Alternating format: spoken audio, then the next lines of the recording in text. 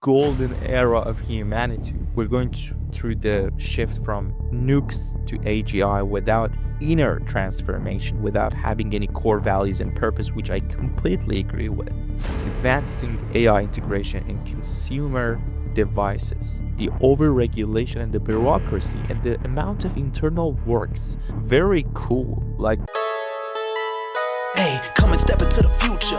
It's a tech revolution. Artificial intelligence. It's an AI movement. Tune into the show. Let's go. Time to start it up. This is next level. This is AGI with Arshia. Yeah, from robots to self-driving cars. AI is really here to stay. Join the conversation today. And we talking all the latest trends. Trust you don't want to miss a thing. It's an AI revolution. Talking robots and humans. Let's go. This is AGI with Arshia, AI Revolution. Let's go. all right, welcome to EP5 AGI with Arshia podcast. This is the fifth episode. My name is Arshia. If you haven't watched the first four episodes, make sure you watch them on my YouTube channel in the podcast playlist. So today we have a lot of news that we're going to cover. We're going to begin with major model and platform shifts like Claude 4 Sonnet from Anthropic, Gemini 2.5 Pro, which was revolutionary and announced in Google I/O 2025. Then we're going to go through Grok 3.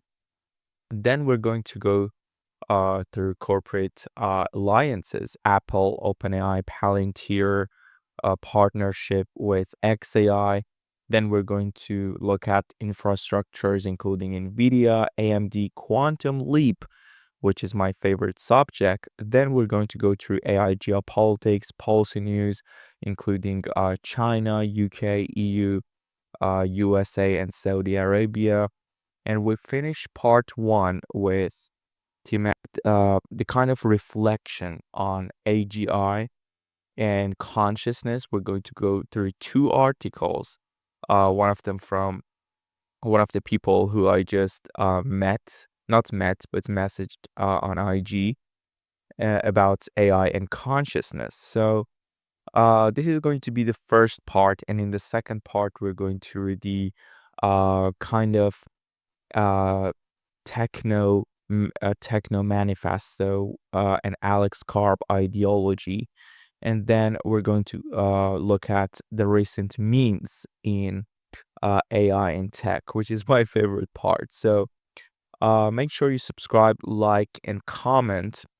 And let's just go right into it. So the first story I want to talk about is Claude 4 versus GPT 4.5. Is this the smartest AI yet?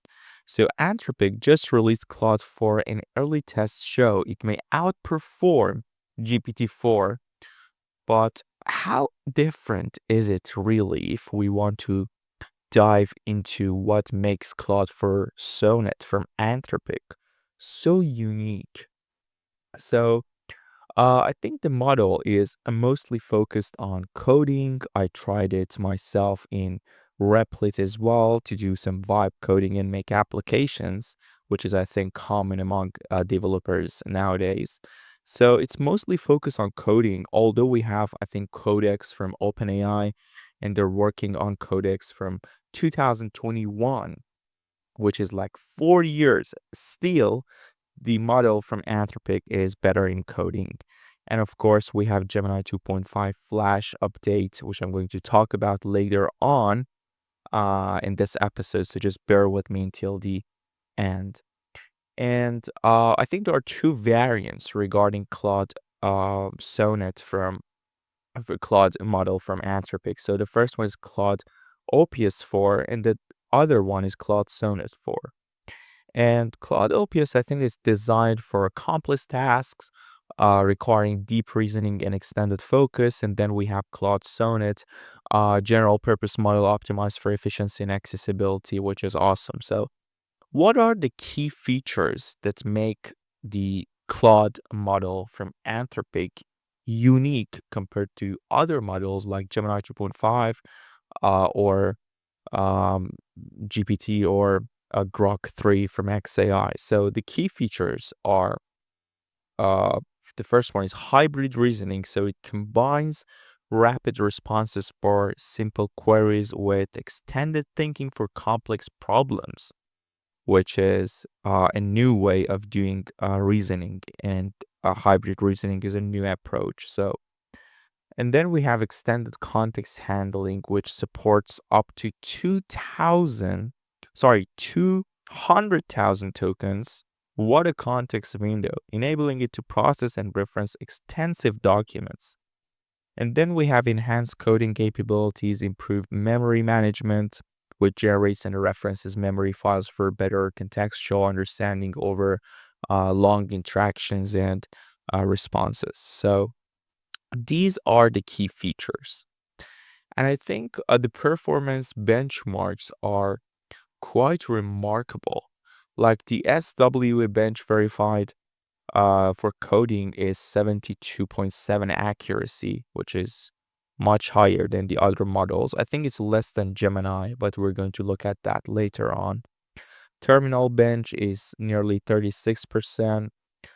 Graduate level reasoning is nearly 75%. And then we have multilingual Q&A, which is like 87% accuracy, reflecting the proficiency in multilingual um, capabilities. So these are the benchmarks regarding Claude new model. But what about GPT 4.5? Because I think the release date of Claude Sonnet was May 22nd, 2025. And the one for GPT 4.5, which is more a conversational model, was February 27th, 2025. So what are the key features regarding GPT 4.5 compared to the one for Claude Sonnet or Opus? So the improved conversational abilities is one of the key features of GPT models, which offers more natural dialogue with concise responses, I can say, that feel less robotic. So this is the first one. Then we have emotional intelligence, better at detecting user sentiment and responding appropriately to social cues. And then we have reduced hallucination, because one of the problems in machine learning is hallucination. And I think the key feature that they're trying to make the model better to win this fast pace competition regarding LLMs is reducing the amounts of hallucinations. And this is significantly lower for GPT 4.5. And then multimodal capabilities as well, generating images, text, audios, and etc.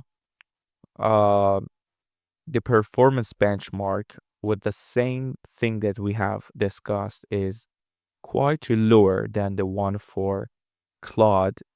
Uh, just I think the multilingual feature is 86% accuracy, which is much higher than the one for Claude.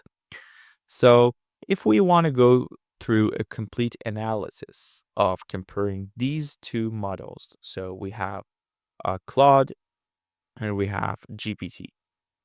Reasoning ability, I think Claude 4 is high and GPT 4.5 is moderate to high. Definitely GTP 5 will be much higher than GPT 4.5. And then we have coding proficiency, which is superior in Claude 4 and strong in GPT. Then we have conversational quality, natural to transparent for Claude, emotionally intelligent for GPT. Context handling, I think up to 200K for Claude, and the context window is much lower. I think 128K for GPT 4.5. Both support multilingual and multimodal support, and the pricing I think for Claude is more affordable. So if we want to conclude which one is supreme model in this case, I think it depends on what case you're using the AI model for. Claude 4 excels in tasks requiring deep reasoning, extensive context handling. That's why the context window is 200K. Advanced coding capabilities for developers, and it's affordable and accessible for developers and researchers as well. But GTP 4.5 is great for research, emotional intelligence, NLP, natural conversations, for brainstorming or content generation, which I use myself for. So if you want to code, if you want to do extensive things, deep reasoning, I suggest Claude. If you want to um, have a more natural, emotional, intelligent conversation with a chatbot that doesn't feel robotic, but it gives you um, an amazing idea of how to generate content or brainstorm your ideas to be creative, definitely I would recommend GPT 4.5 or the reasoning models like O3 Mini from OpenAI. So that's the thing here. I think there's a screenshot of benchmark as well. Deepo, if you can pull that screenshot of benchmark here so we can see, yes, Claude for benchmarks. And as you can see in the picture, uh, I think Gemini 2.5 Pro is better than Claude 4 in almost all tasks except the agentic terminal coding, which I think Claude 4 is definitely better. But that's it, Deepa. We don't need the picture anymore. So speaking of Anthropic, I think Anthropic CEO Darius said that after Claude 4's launch, I think by 2026, a single person could build $1 billion company using AI. I think Sam Altman said it before. And I think there is a video on this one, Deepo. If you can pull that video up so we can have a look at what he's saying. Yes. When do you think there'll be Let's the see. first billion-dollar company with one human employee? 2026. Yeah, I absolutely buy that. Wow. So, I mean, with all the AI tools we have, the vibe coding, the no code, AI democratization, decentralized AI, all the abilities we have, it's much easier to go from an idea to executing that idea to MVP and a minimum viable product. And the go-to-market strategy is going to be, I think, cheaper, faster, and more creative entrepreneurs are going to rise this year and, of course, 2026 as well. So this is my takeaway on this one. And I think Anthropic's latest AI model, like Claude Opus 4, has shown some troubling behavior to, I think, blackmail fictional engineers when threatened with replacement. I think it was threatened to being shut down, and um, it blackmailed the engineer to keep itself like in the game. And this is ironic because in Anthropic, the secret sauce of Anthropic is using contextual AI for training AI models and constitutional AI for training AI models. And the constitutional AI means there are some constitutions. So they're trying to keep the AI in a framework of ethics and moral values. But I think the report shows that 85% of such cases, the replacement model lacks similar values, and it happens a lot, which is kind of ironic. And this is a kind of opportunistic blackmail. I think the official website of Anthropic, Deepo, if you can pull that screenshot of the official website of Anthropic up as well, that talks about this blackmailing. And this is crazy, as you can see here, opportunistic blackmail. That's a Deepo. So this is a way that we have to talk about how we have to control the AI models even if they become conscious, which I'm going to talk about at the end of part 1 of this podcast. So just bear with me. The story I want to talk about is music producer Rick Rubin has partnered with Anthropic to launch The Way of Code, an experimental digital book that blends philosophy with AI. The project features 81 chapters inspired by the Tao Te Ching, each paired with generative art created by Anthropic's Claude AI model. So I think the work explores how AI assisted coding, where users describe ideas, the kind of vibe coding, in natural language. NLP and AI generates the code, aligns with Robin's emphasis on intuition and simplicity in creative process. So Robin, known for his work, his work on non-technical approach to music production, to democratize the software creation, whether it's music, whether it's movie industry, whether it's coding. So he has the philosophy of non-technical approach to production, to creative production, to democratize software, because 21st century is the software century. And that's why it was a great way for him to partner with Anthropic to produce and publish these 81 chapters around the art of vibe coding digital book, which is great. So speaking of vibe coding, I did vibe coding, I think, for the last 7 days to make SEO app with Replit. And the good thing about Replit is you have the whole environment in Replit. You have agent, you have AI assistant you can talk to. And the bad thing about Replit is that it doesn't support the molecular and shape based libraries. Like for molecular simulation in biotech, synthetic biology, or drug discovery. So you have to use another tool like GitHub or like other ones. Also, I think there was an AI tool for vibe coding called Lovable AI, and the marketing slogan was very cool. Like the way that they did marketing with their slogan was very cool. I think it was like, your CTO is here. I think there's a screenshot of that depot. If you can pull that screenshot of Lovable AI, it's awesome. Yes, you don't need a CTO. Build it with Lovable. And this is the world we're living now, because we don't need a CTO. Like we used to look for technical co-founder or CTO, but now solo entrepreneurs have a lot of opportunities.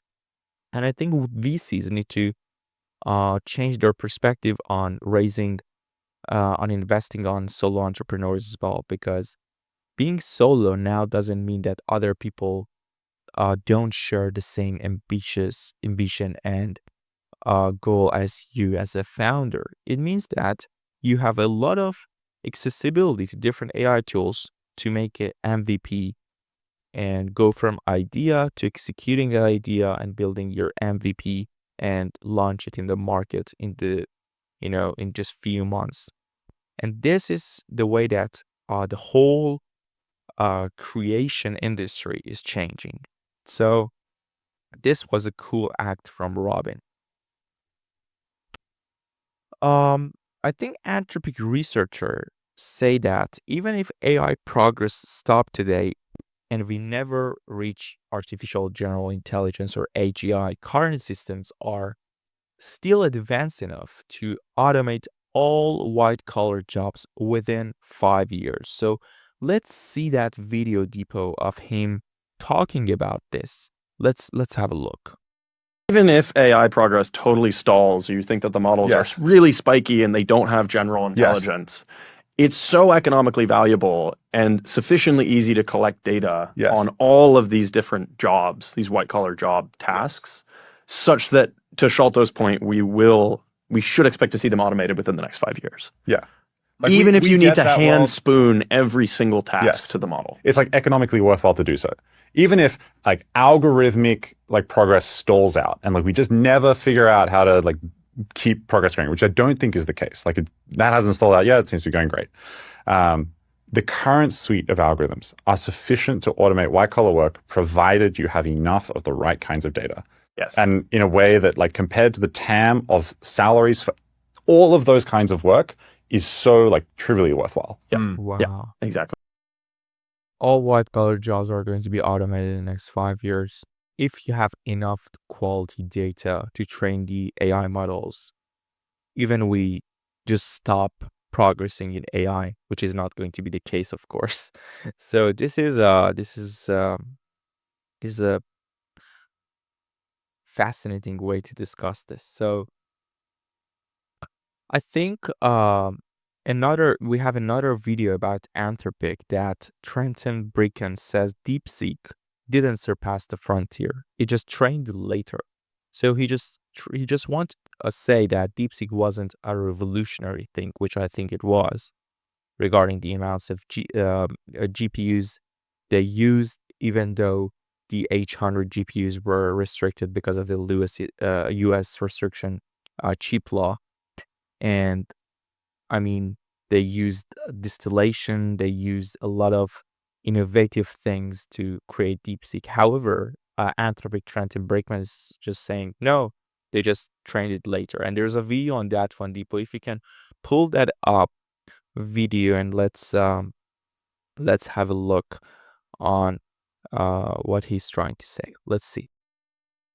It's been wild seeing the efficiency gains that these models have experienced over the last 2 years. Yes. And yeah, like with respect to DeepSeek, I mean, just really hammering home, and like Dario has a nice essay on this. It's good. Yeah. DeepSeek was 9 months after Claude 3 Sonnet.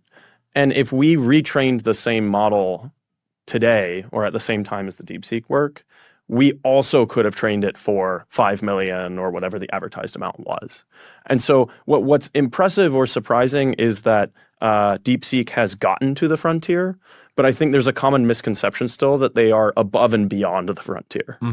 And I don't think that's right. I think they just waited and then were able to take advantage of all the efficiency gains that everyone else was also seeing. Okay.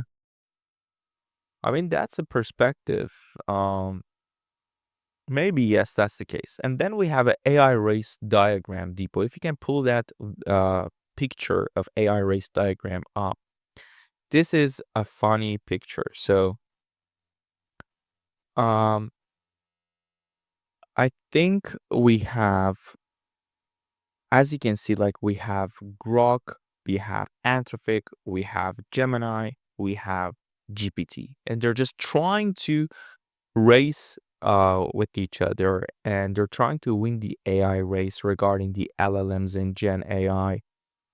And this is a fast pace. Like every 2-3 months, I think every 2 months now, we're seeing a new model. I think like Claude 4 was announced, and then a week later in Google I/O, the Gemini 2.5 Pro, which I'm going to talk about later on, just announced, which was crazy. So there's a diagram on which company, I think in May 2025, has the best AI model in polymarket prediction. So let's have a look.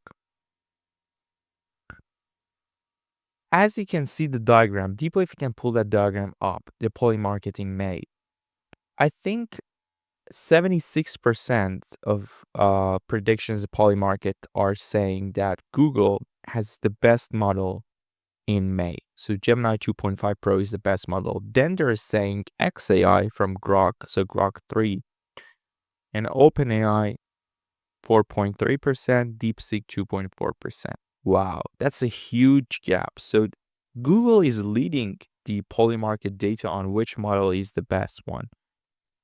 I didn't expect that. I thought maybe OpenAI is the first one, but this is crazy, man. Like, I didn't expect that data. Did you expect it? I mean, come on. Because I don't know, because I use GPT a lot more than Gemini, but maybe, of course, like for coding, Gemini 2.5 is the best one at the moment, and then we have Claude 4 Sonnet. I think, as we spoke about Anthropic, the funny thing is that recently the CEO of Anthropic admitted that we don't know how AI works. And I think it's an essay from Futurism. Deepo, if you can scroll through the Futurism essay, this is crazy. Like, they don't know how AI works. And you might ask, okay, so what's going on here? The thing is, we don't know how the brain works completely. Like, the neuroscientists don't know how the brain works. This is the same thing, like neural networks, RNNs, CNNs, all the neural networks are trained with a massive amounts of data. And we have pre-scale, we have scaling, and then we have like pre-training, training, and post-training. And then we have scaling for all these stages as well. And they are being trained on massive amounts of data. They recognize the patterns so they can predict the next tokens, which sounds logical to us. And this is the whole thing. But we don't know how the neural networks work. But they're inspired by the brain structure. Still, we don't know how the brain completely works. So this is the same thing I think Jeffrey Hinton, the godfather of AI, was trying to say as well. And at the same time, Ilya Sutskever, co-founder of OpenAI, former, I think, chief scientist of OpenAI, now building super intelligence, trying to explain how GPT understands reality, the physics principle. And this is a very interesting video to watch. Deepu, if you can pull that video up from Ilya Sutskever, let's have a look. Let's see what he's saying, how the GPT works. Let's see. Like, if you think about it, what does it mean to predict the next token well enough? What does it mean actually? It's a deeper question than it seems. Predicting the next token well means that you understand the underlying reality that led to the creation of that token. It's not statistics. Like, Look it at is the shirt. statistics, but what That's is a deep learning statistics? neural network model. Wow. In order to understand those statistics, to compress them, you need to understand what is it about the world that creates those statistics. And so then you say, okay, well, I have all those people. What is it about people that creates their behaviors? Well, they have, they have thoughts and they have feelings and they have ideas and they do things in certain ways. All of those would be deduced from next token prediction. And I'd argue that this should make it possible, not indefinitely, but to a pretty decent degree, to say, well, can you guess what you'd do if you took a person with like this characteristic and that characteristic? Like, such a person doesn't exist. But because you're so good at predicting the next token, you should still be able to guess what that person would do, this hypothetical, imaginary person with far greater mental ability than. Wow. So that was a hell of explanation from Ilya. Such a brilliant guy. I want to go through the main challenges in machine learning because we talked about Claude and we compared Claude with Gemini 2.5 Pro. We went through the Anthropic's video here. I want to go through the main challenges in machine learning and AI. The first one is insufficient poor quality data. So we need quality data to train the model for supervised learning, or sometimes we have a lack of labeled data for supervised learning, or sometimes we have biased data which lead to poor models being biased and not truth-seeking. The second problem we have is overfitting and underfitting. So overfitting means model performs well on training data but poorly on new data. And underfitting means model is too simple to capture the underlying pattern. So it can't recognize the pattern. And then we have, of course, high computational cost. The cost is the lot cost of training computation. Then we need energy, electricity, and the transparency of model is the fifth problem in machine learning. So models like deep neural network, as I explained before, has a problem called black box. So the model decides and generate tokens without being able to explain why it decided to generate this token or why it decided to do something. So the transparency is low, the explainable AI is low. And what is the solution? The solution is to use hybrid models like neural network models with symbolic reasoning to build neurosymbolic models to build explainable AI or XAI, which I think is going to have a lot of use case in the tasks which are going to need some explanation and they're precise, like in healthcare, in military, in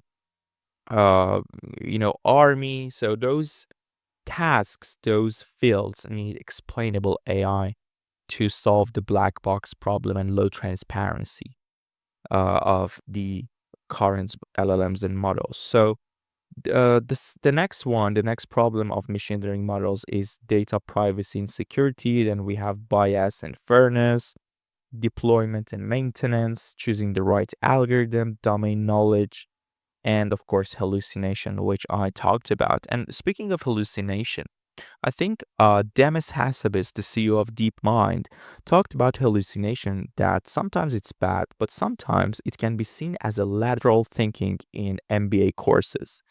And we can replace hallucination with imagination because it gives us some kind of creative ideas. I think there's a video on this one, Deepo. If you can pull that video up to see what Demis Hassabis is trying to say about hallucination. Let's see. Let's have a look.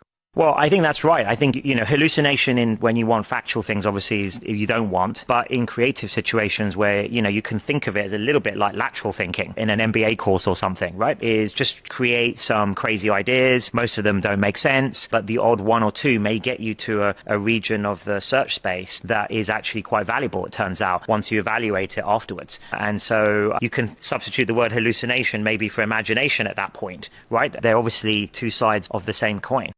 Wow. There are two sides of the same coin, hallucination and imagination. That was the best line I've ever heard in a while. It's like, it's this explanation from, about hallucination and imagination reminded me of doing mushrooms or maybe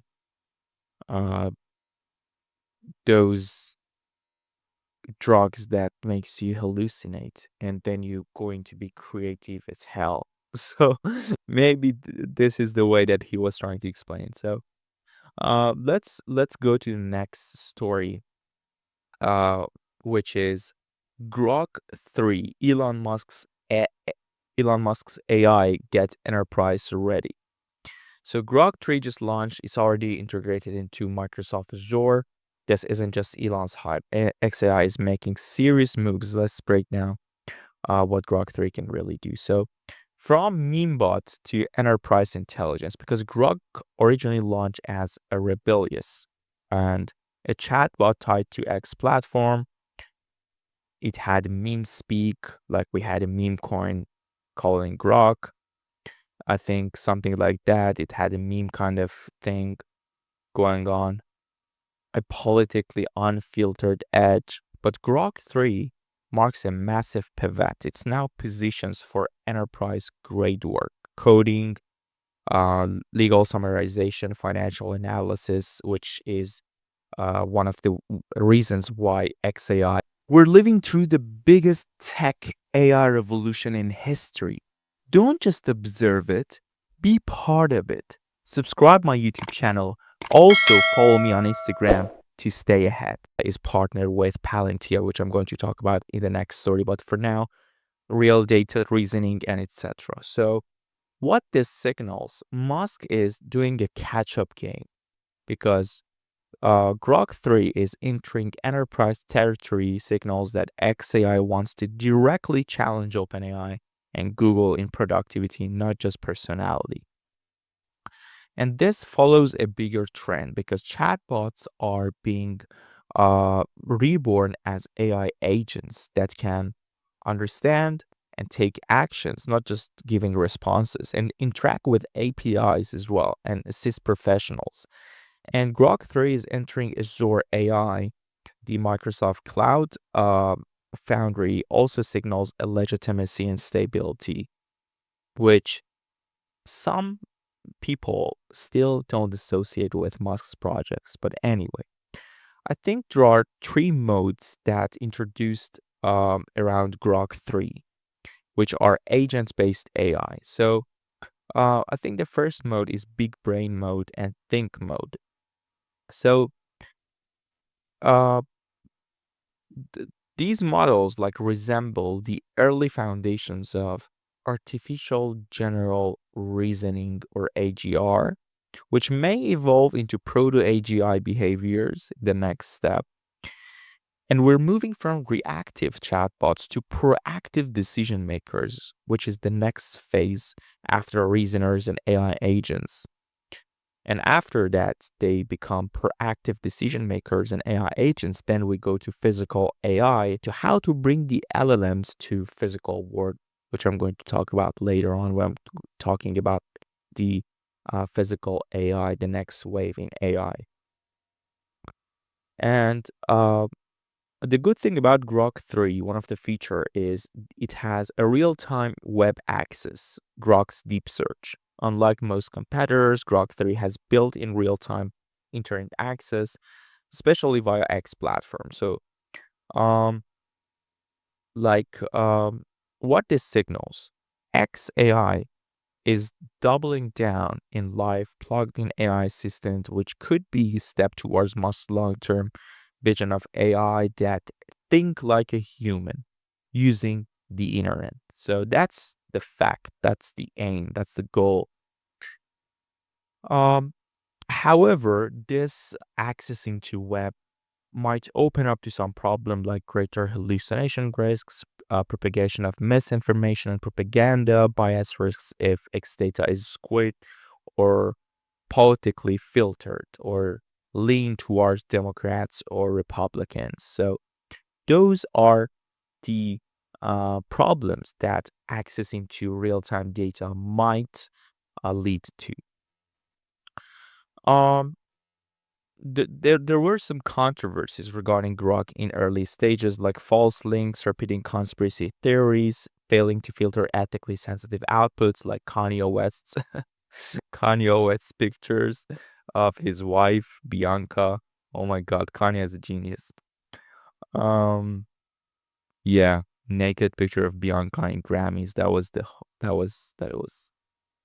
the most controversial marketing act of 20s 21st century. And XAI responded by blaming Grok developers and publishing its system prompts for transparency. But what this signals, look, with the whole thing that is going on, it's a go fast, break things approach, still alive in Musk's um, strategy in his projects. And there is a tension between raw capability versus responsible alignment. And if XAI doesn't invest in alignment, safety, ethical values, truth, red teaming, enterprise clients may hesitate to trust Grok to integrate this model into their sectors. So this is the case here.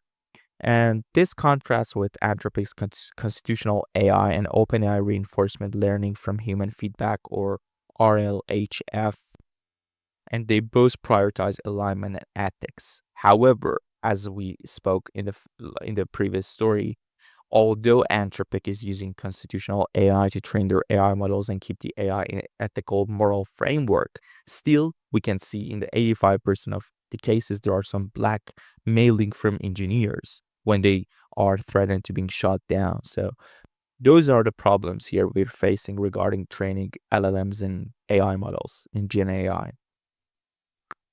So what is the strategic implication of Musk's long game? Because Musk has criticized OpenAI to being closed source and for profit.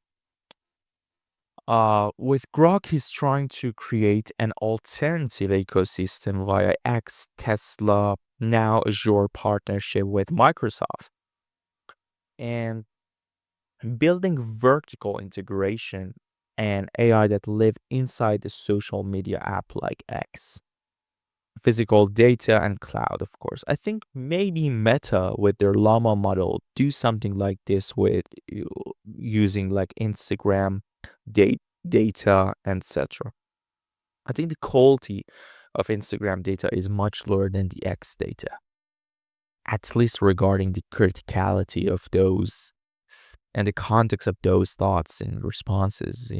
Of course, X is more debatable regarding critical conversations, valuable conversations compared to Instagram that people just they want to show off and they want to be the goat of having fun and make other people feel miserable in some cases. So let's see what Llama and Mark Zuckerberg is going to do with their Llama model in Meta. And XAI also tries to position itself as a free speech AI platform that seeks a truth to understand the universe. That's how Elon has described Grok 3 and XAI multiple times. So my final thoughts and takeaway on what Grok 3 tells us about AI's future. First of all, enterprise AI is now the battlefield. Like Grok 3 pivoting means the next AI pace and war will be about who owns the workspace of the future. AI assistant, AI coders, AI agents. And then we have multimodal real-time agents and the next evolution. The whole Grok 3, GPT 4.5, Gemini 2.5, Claude Opus 4, just pushing in this direction. And Elon Musk wants AGI in his term, like fast, plugged in, uncensored, and eventually embodied by a Tesla. And then, like, we have Neuralink enabling cyborgs in the future to increase our speed to take inputs, with the speed of artificial intelligence, because our input token for humans is low compared to a humanoid robot or an artificial intelligence in the future. So we have to upgrade ourselves like human 2.0 to keep up with the AI pace. I think speaking of Elon Musk, he just confirmed that he's going to stay as a CEO of Tesla, at least for the next 5 years, if he doesn't die, hopefully. No one wants Elon to die. He's a genius. The most genius person I've ever seen in 21st century. So yeah.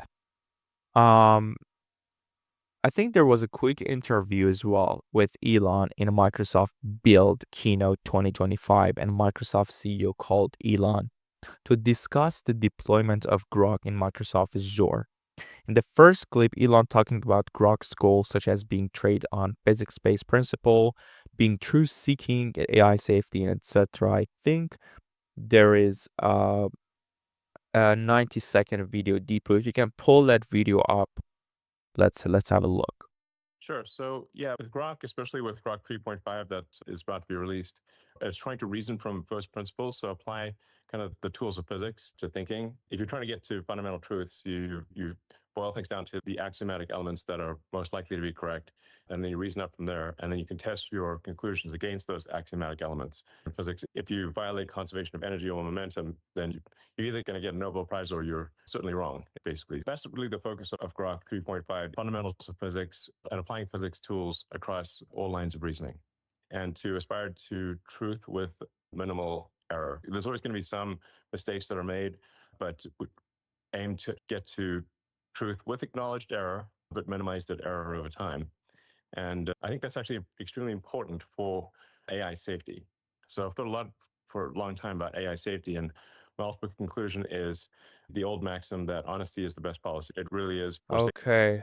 Wow. So there is a second clip depot about Microsoft CEO asking about the importance of deploying LLMs in reality based on physics principle, vision, action. Also mentioning that Elon is deploying Grok in real-world applications, including robotics with the Optimus robots, and doing unsupervised FSD, of course, with Tesla, and deploying Grok in SpaceX as well for space exploration applications in real world. So let's have a look on that one as well. I think it's like a two minutes and 15-second video. Let's have a look deeper on that one as well. I would love to even, one of the themes for this developer conference, Elon, is we're building pretty sophisticated AI apps, right? It's not even about any one model. It's about orchestrating multiple models, multiple agents, just anything that you are seeing in the real world application side, even inside of your own companies. When you think about even a Tesla or a SpaceX, where you put Grok and these other AI models you're building. It's incredibly important for an AI model to be grounded in reality. Reality, physics is the law and everything else is a recommendation, which is, I'm not suggesting people break the laws made by humans. We should generally obey the laws of humans. But I've seen many people break human-made laws, but I have not seen anyone break the laws of physics. For any given AI, grounding it against reality, and reality, for example, as you mentioned, with the car, it needs to drive safely and correctly. The humanoid robot Optimus needs to perform the task that it's being asked to perform. These are things that are very helpful for ensuring that the model is truthful and accurate, because it has to adhere to the laws of physics. So I think that's actually somewhat overlooked, or at least not talked about enough, is that to really be intelligent, it's got to make predictions that are in line with reality, in other words, physics. That's the really fundamental thing. And being able to ground that with cars and robots is very important. We are seeing it be very helpful in things like customer service. The AI is infinitely patient and friendly, and you can yell at it and it's still going to be very nice. So That's good. I think in terms of improving the quality of customer service and sort of issue resolution, AI is Grok is already doing quite a good job of that at SpaceX and Tesla. And we look forward to offering that to other companies. No, that's fantastic. Really thrilled to get this journey started, getting that developer feedback, and then looking forward to even how they deploy. There is these language models. I think over time, we will have this coming together of language models with vision, with action. But to your point, being really... Okay, that's it, Deepo. Yeah. So the fact that Grok is being trained on first principle rules and rules of physics, of course, that the whole world is based on physics rules. And Elon has been trying to emphasize the importance of physics for the last, I think, 8-9 years. Everywhere he's speaking, he's talking about the importance of physics and that the physics is a fact and all the other sciences are just they are branched from physics. So physics is the key here. And I think Elon also talked about OpenAI go public, and it's not a news story, but I think a month ago, Jeffrey Hinton and Elon and a lot of other people tried to prevent that from happening, writing a letter to state it was successful. OpenAI made his plan for going for profit on hold. By the way, Elon said they're just saying this to media, but I think there's a screenshot of this one as well. Deepo, if you can pull that screenshot of Elon Musk's XAI X account, talking about Jeffrey Hinton, talking about control from humans and going all the way public regarding OpenAI, for profit regarding OpenAI. Also, I have a kind of self-applause at the end of part 1 of this podcast regarding OpenAI going public, but hold that thought for now. Let's go to the next story. What is the next story? Okay. The next story is about Google I/O 2025 VO3 Gemini 2.5 redefine AI. This was revolutionary. Google I/O, the announcements, a lot of people were amazed by all the updates Google has introduced in Google I/O 2025 with their VO3 model, Gemini 2.5 Pro, Android glasses, like all the things that were announced was revolutionary. Many people named Google I/O 2025 startup killers because it killed a lot of startup ideas, or maybe a lot of startups, they were trying to build things around AI. So Google I/O was a clear signal that the future belongs to AI first. And, forget Android updates, Pixel phones, maps, ecosystem, anything. The whole thing was around Gemini, VO, Beam, Project Astra, Imagine, Joule, etc. So it proves that it's all on reshaping the AI and tech landscape with artificial intelligence. And I think in just 2 hours, Google redefined its priorities. Spotlight was firmly on helping users navigate the rapid evolving AI field and world. So the first thing that they announced was VO3, the most advanced video AI yet, alongside Gemini 2.5 Pro. And this wasn't just a developer conference, it was a shot at OpenAI Sora. So what is VO3? It's a multimodal video generation, similar to OpenAI Sora, but Google native.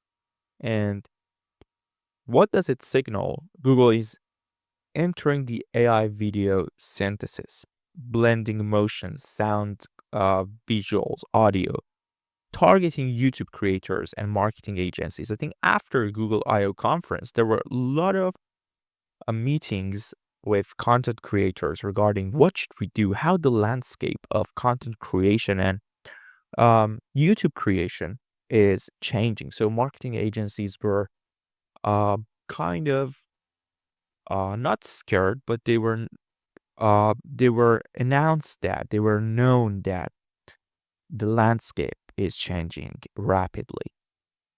So the big picture is video editors in production. Deepo, I'm talking to you as well.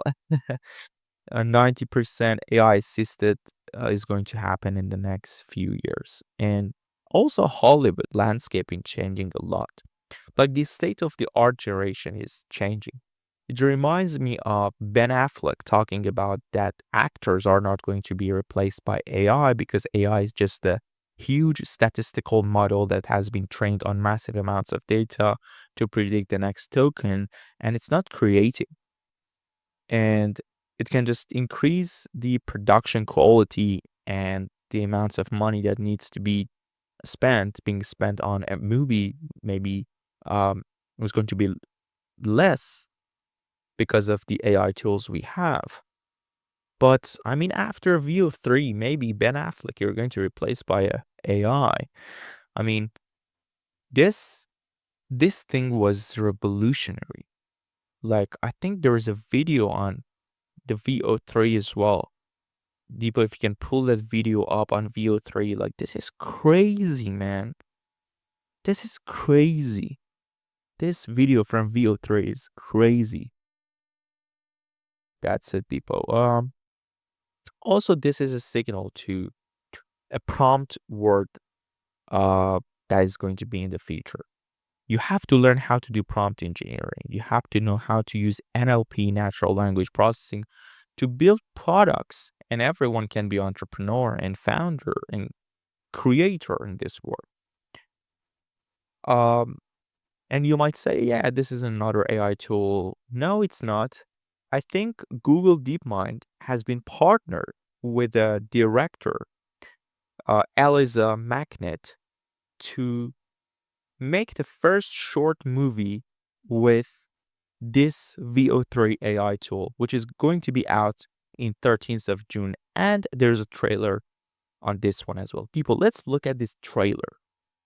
Let's look at the trailer. They're going to use VO3 in real world application in Hollywood industry, in movie industry. The entertaining industry is changing forever. Let's have a look on Deepo. Pull that trailer from this video up that's going to use VO3 Google, but with partnership with Google DeepMind. Is going to be out. This short movie is going to be out in 13th of June. Let's have a look. This was supposed to be a checkup. Crash C-section. Baby's in distress. We need help here. We need to go. Is my baby gonna be okay? We're gonna do everything we can. Am I gonna be okay? For every creature that came before you, from every star that died so that you could begin. Ancestra.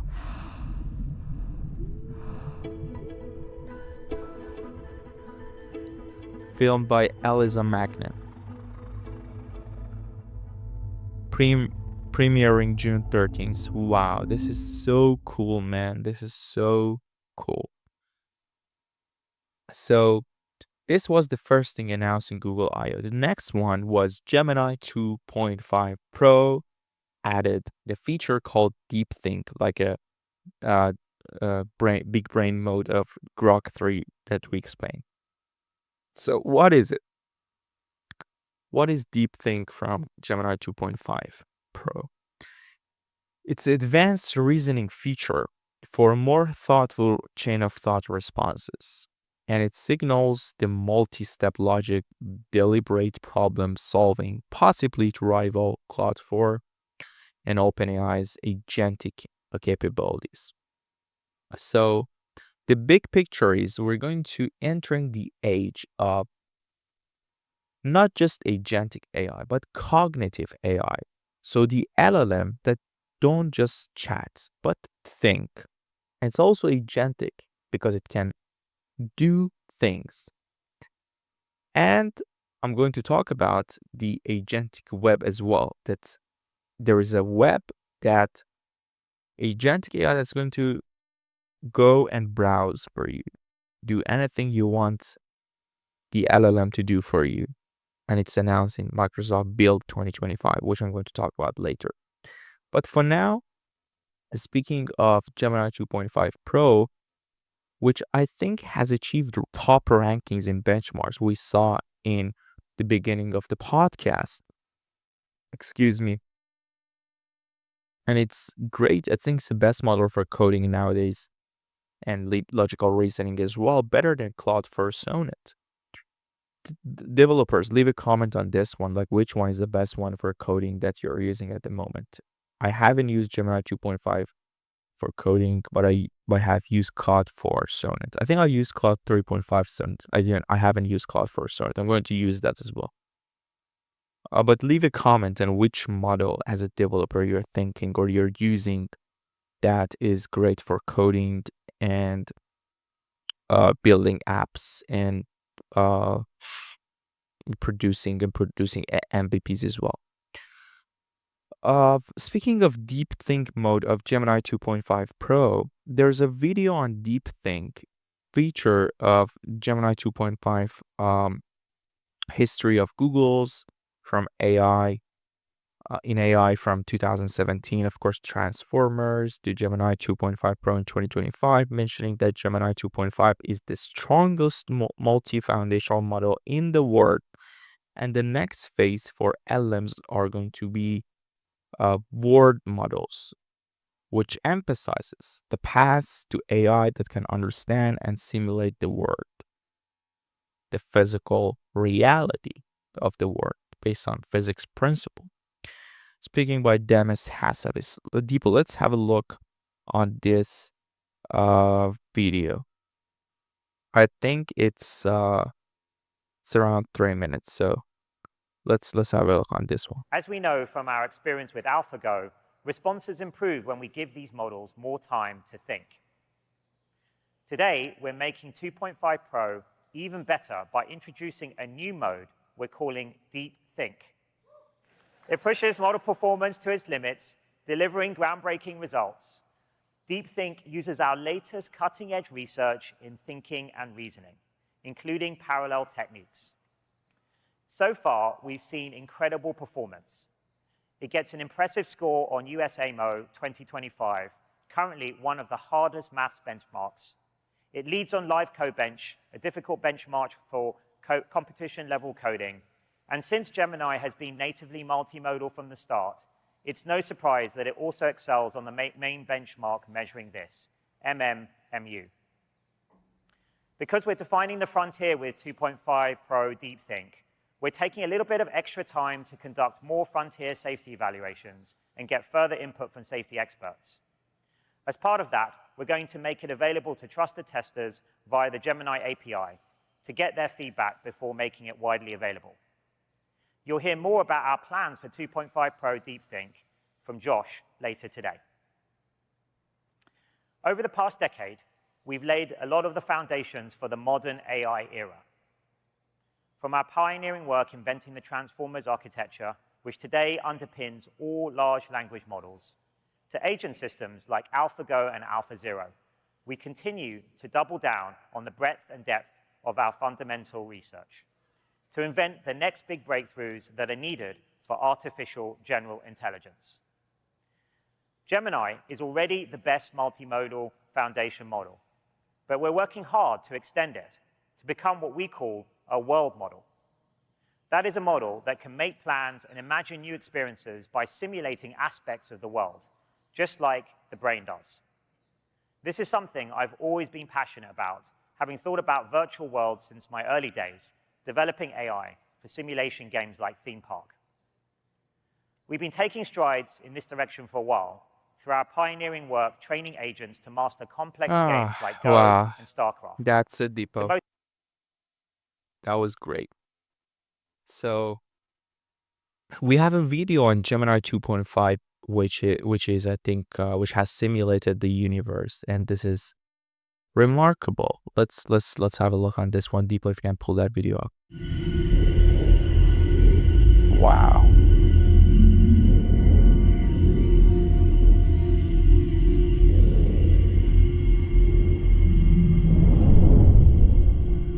What a simulation. That's awesome. So the third announcement in Google I/O was Jules, Google's autonomous coding agents. Google introduced Jules, an AI-powered coding assistant designed to autonomously handle various software development tasks. Unlike traditional code completion tools, it operates asynchronously, allowing developers to delegate tasks and continue working on other aspects of their project as well. So what are the key features of Jules?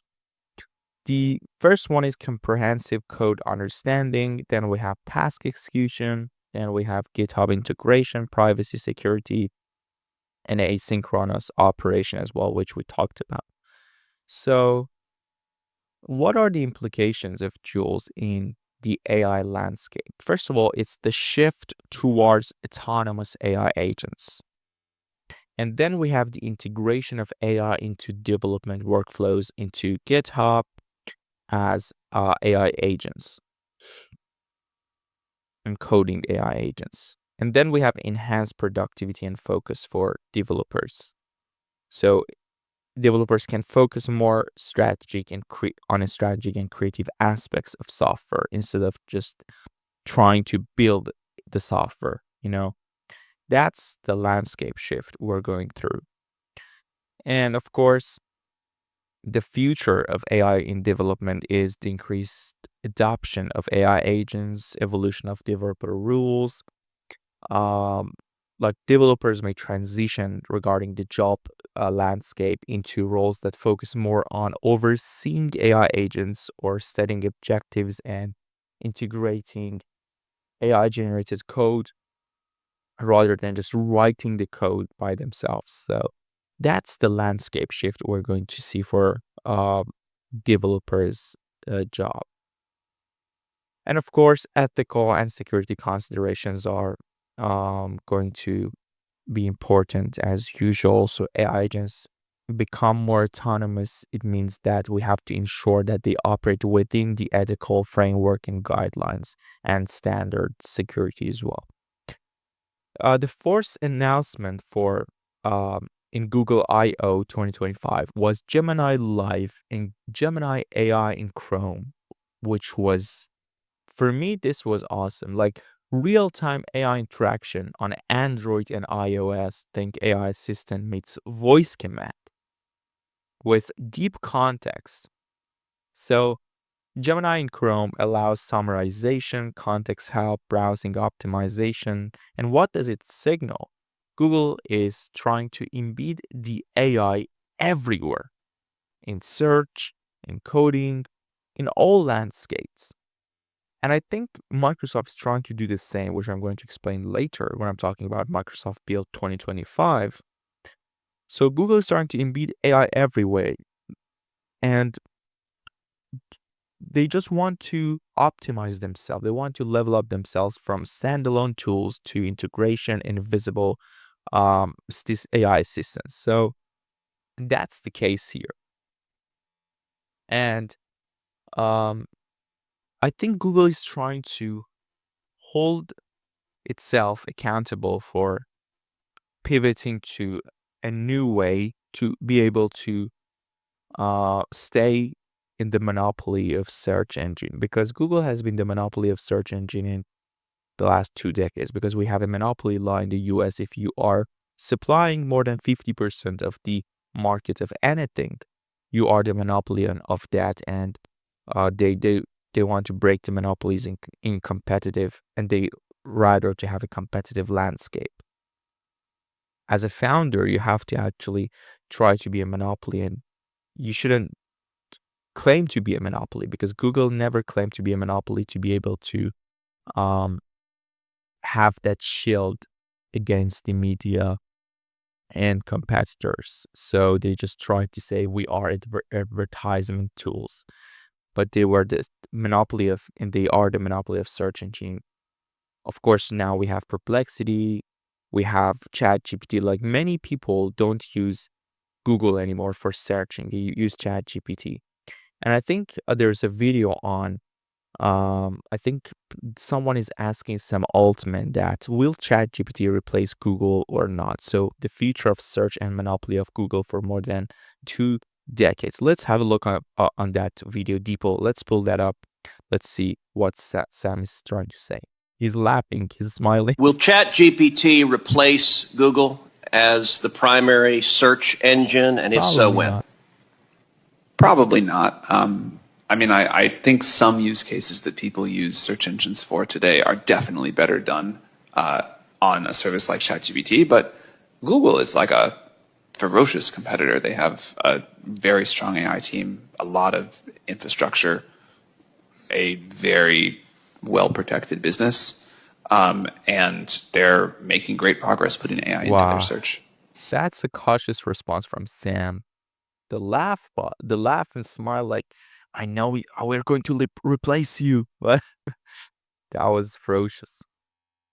The fifth announcement was Google Stitch, UI coding for text and images, which converts prompts to sketches into HTML and CSS, full front end using Gemini. The front end developers, it was nice meeting you. What does it signal? Gemini is now competing with GitHub Copilot, Replit AI, Bolt, Claude Sonnet, and UI generation. What's the big picture? I think this moves us into no code AI product generation. And I think there's a video for live translation for building, I think, Gemini into Google search. So just pull the video live translation, Deepo. Let's take a look. And you don't speak the language. Let's take a look. Hi, Camilla. Let me turn on speech translation. It's nice to finally talk to you. Es bueno hablarte finalmente. No puedo esperar a alquilar tu casa. Te vas a divertir mucho y creo que te va a encantar. You're going to have a lot of fun, and I think you're going to love visiting the city. The house is in a very nice neighborhood and overlooks the mountains. That sounds wonderful. Is the house Eso suena maravilloso. ¿Es la casa cercana al transporte público o recomiendas alquilar un coche? Hay un autobús cerca, pero There's a bus nearby, but I would recommend renting a car so you can visit the nature and enjoy it. That sounds great. Eso suena genial. Wow, that was great. Why I'm laughing? Because one of the comment is saying, I can't curse in my mother's language no more. Man, we're talking about the golden era of humanity to reach salvation, and someone has commented, I can't curse in my mother's language no more. Oh my God. That's so funny. So the sixth announcement from Google I/O was Imagen 4, which is an image generator, which is an upgraded version of DALL-E and Stable Diffusion as a competitor. And Imagen 4 is likely optimized for photorealism, and we're living through the biggest tech AI revolution in history. Don't just observe it, be part of it. Subscribe my YouTube channel. Also follow me on Instagram to stay ahead. Control pushing into fashion advertisement, e-commerce, and media, of course. And the visual creativity is being democratized. So this is the paired aim of Stitch, Imagen, VO3, all the things here in Google, which covers code, image, video, and voice. So Google is trying to dominate in every aspect here. That was the incredible thing about all the announcements in Google I/O, in my opinion. Google, the next one is Project Astra. Project Astra real-time vision agents. So the light camera-based smart assistant, and it's like a Google Lens on a steroid. So think of it like this. It competes with OpenAI's Visual ChatGPT and RabbitOS. And the big picture here is the vision agents mark the fusion of real input plus AI cognition, giving birth to true real-time embodied intelligence. I think there's a video on Project Astra as well, and the visual interpreter is helping people who are blind and low vision navigating the world. So Deepo, let's pull that video up and let's have a look. Let's see how does it work. Let's see. Hello there. Hello. Can you tell me what you see in this green room? I see a sign on the wall, Wi-Fi network, the Gray Eagle, and the password is live music. Thank you very much. My vision is actively deteriorating, but something like Project Astra could help me see the world. Wow. Changing lives. That was inspirational. Truly inspirational. The same work that Neuralink is doing to change lives and changing the lives of people, the short-term goal of helping people with disabilities. I think they just raised their last series, and I think Neuralink is now 9 billion valuation, if I'm not wrong. Announced like today or yesterday that I'm recording this. And then we have Google Beam, which was introduced, the new AI-first video communication platform transforming standard video streams into immersive 3D experience. Wow, that's interesting. There's a video on Google Beam. Let's have a look, Deepo, on that one as well. Let's Introducing Google Beam, a new AI-first video communications platform. Beam uses a new state-of-the-art video model to transform 2D video streams into a realistic 3D experience. Behind the scenes, an array of 6 cameras captures you from different angles. Wow, 6 and cameras. With AI, we can merge these video streams like a together field and render you on a 3D light field display. With near-perfect head tracking down to the millimeter and at 60 frames per second, all in real time. The result, a much more natural and deeply immersive conversational experience. We are so excited to bring this technology to others. In collaboration with HP, the first Google Beam devices will be available for early customers later this year. HP, okay. Good collaboration. And I think there's a video on AI mode, which is the personal context AI models. You can turn on the AI mode in Labs, so we'll be able to give you personalized suggestions based on your past searches in Google. There's a video on that one, Deepo, on AI mode. Let's have a look on that. Soon, AI mode will be able to make your responses even more helpful with personalized suggestions based on your past searches. You can also opt in to connect other Google apps, starting with Gmail. We call this personal context, and you'll see when AI mode is bringing yours in to help. So now, based on your recent restaurant bookings and searches, it gets that you prefer outdoor seating. And since you subscribe to those gallery newsletters, it suggests some cool art exhibits to check out while you're in town. But that's not all. Because your flight and hotel confirmations are in your inbox, You get event ideas that sync up with when you'll actually be in Nashville, with many nearby where you're staying. You can see how personal context in AI mode makes search really yours, with recommendations customized just for you. Now, this is always under your control, and you can choose to connect or disconnect it at any time. Personal context is coming to AI mode this summer. There is a comment on this one. More privacy invasion. Man, be optimistic. What's wrong with you guys? Like, when I saw Google I.O., I was so thrilled. I was so amazed by all the announcements. I couldn't wait for the whole thing to come into the market as a product so I can use them in real life. More invasion into privacy, man. Why do you comment something like that? Be optimistic. Be amazed. Look at the future. Make the future bright.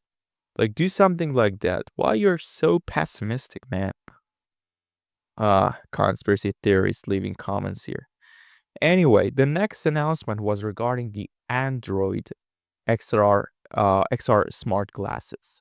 So it's a rival, definitely a true direct rival to Meta glasses, Meta Ray-Ban glasses, which I wanted to buy, but maybe now I have to see which one is better. What it is, it's a smart glass with built-in Gemini. So it can do translation, object detection, navigation, and this is a Google's AR ambition as well. So it's like a Glass 2.0 reboot, a sync with Project Astra, which make this unique. And the big picture is rise of wearable AI. It reminds me of Rabbit Hole, which was scam, but now they're trying to build real-world AI wearables as well. So the next phase of hardware after mobile phones are going to be wearable AIs. I think there's a video on that one deeply. If you can pull that video up on this, let's have a look. Who's up for seeing an early demo of Android XR glasses? Let's see how they work in the most hectic environment possible right now, backstage at I.O. Hey everyone. Right now, you should be seeing exactly what I'm seeing through the lens of my Android XR glasses. Like my delicious coffee over here, and that text from Shram that just came in. Let's see what he said. Shram, he's Iranian, like me. All right, it's definitely showtime, so I'm gonna launch Gemini and get us going. Send Shram a text that I'm getting started, and silence my notifications, please. Okay, I've sent that message to him and muted all your notifications. Perfect. Oh, hey, Nishta. Hey, Dieter. I see the lights on your glasses, so I think it's safe to say that we're live right now? Yes, we're officially on with the I.O. crew. Here. Hey, everybody. It is pretty great to see I.O. from this angle. Nishta, you promised me I could get my own pair of Android XR glasses if I helped out back here. So what do you say? Of course. Let's get coffee after this, and I'll bring you those glasses. Awesome. We'll see you then. Good luck. Thank you. As you all can see, there's a ton going on backstage. And is that pro basketball player Giannis wearing our glasses? Wow, this I love Giannis it. This frees up both of my hands for double high fives. Nice. Okay, who's ready to see these glasses? Here comes. I love it. Thanks for that star-studded behind-the-scenes look. By the way, do you want to book that coffee with Dieter now? Yes. Gemini, what was the name of the coffee shop on the cup I had earlier? That might have been Bloomsgiving. From what I can tell, it's a vibrant coffee shop on Castro Street. Great memory. Can you show me the photos of that cafe? I want to check out the vibes. Definitely. Do these photos from Maps help? Oh, I know that spot. It's a flower shop as well as a coffee shop, but it is downtown. Okay. Gemini, show me what it would take to walk here. So the other person can Getting see those the directions pictures now. It'll take you about an hour. Okay. I can get some steps in, and these heads-up directions and a full 3D map should make it super easy. Go ahead and send Dieter an invite for that cafe and to get coffee at 3 p.m. today. I'll send out that invite now. Enjoy the coffee. As you saw, Gemini helped Nishta search what she sees, remember details like the coffee cup, book an event, even navigate. all without taking her phone out of her pocket. Wow. All without taking her phone out of that's it, Deepa. All about taking her phone without taking her phone out of her pocket. It means that it is going to replace phones. Wearable AI is going to replace phones, maybe in the next decade or so. So that was a signal in his words. The nice announcement in Google I/O was, I think, virtual try-on AI shopping agent, which is a rival to Perplexity because Perplexity partnered with Shopify to integrate in-search shopping, and this is definitely a direct signal of rivaling Perplexity.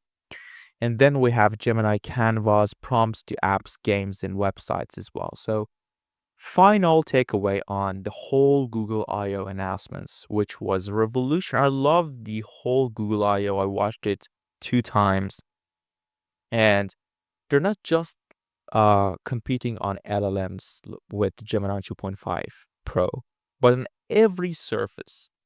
Video, we have VO3. Code, we have Stitch. AR, we have Glasses.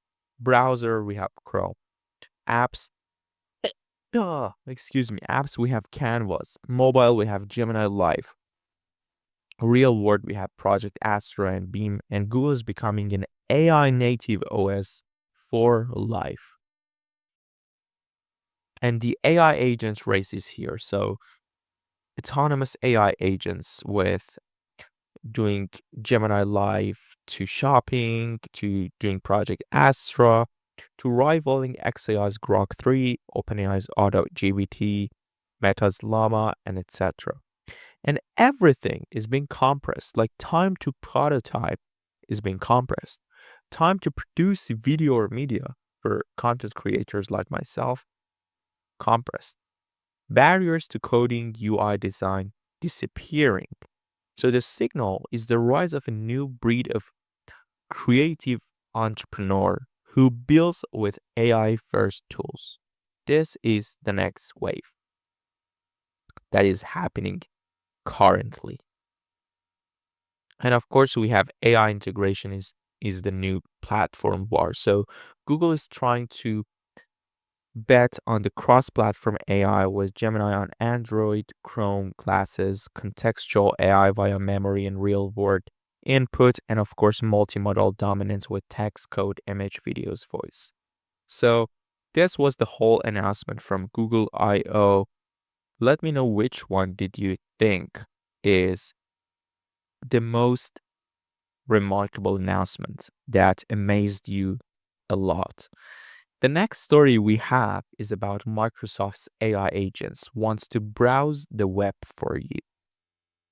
And Microsoft wants your future AI assistant to navigate the internet for you. It's called the Agentic Web, which I'm going to talk about in a minute. But before that, for those who don't know, what are AI agents? AI agents are autonomous digital systems that can perceive, reason, and act on your behalf, complete tasks without needing step-by-step prompts. So this is the definition of AI agents for those who don't know. And AI agents have memory. They can operate across multiple applications, uses APIs, browse the web, schedule tasks, even collaborate with other AI agents as well.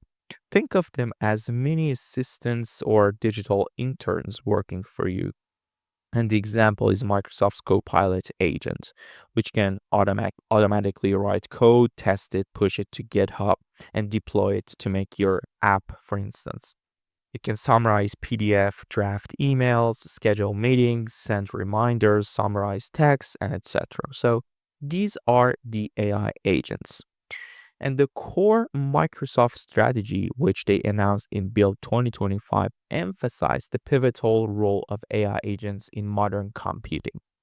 These agents are designed to perform tasks on behalf of users, ranging from coding assistance to complex business processes. So a lot of different tasks. So what are the key developments here?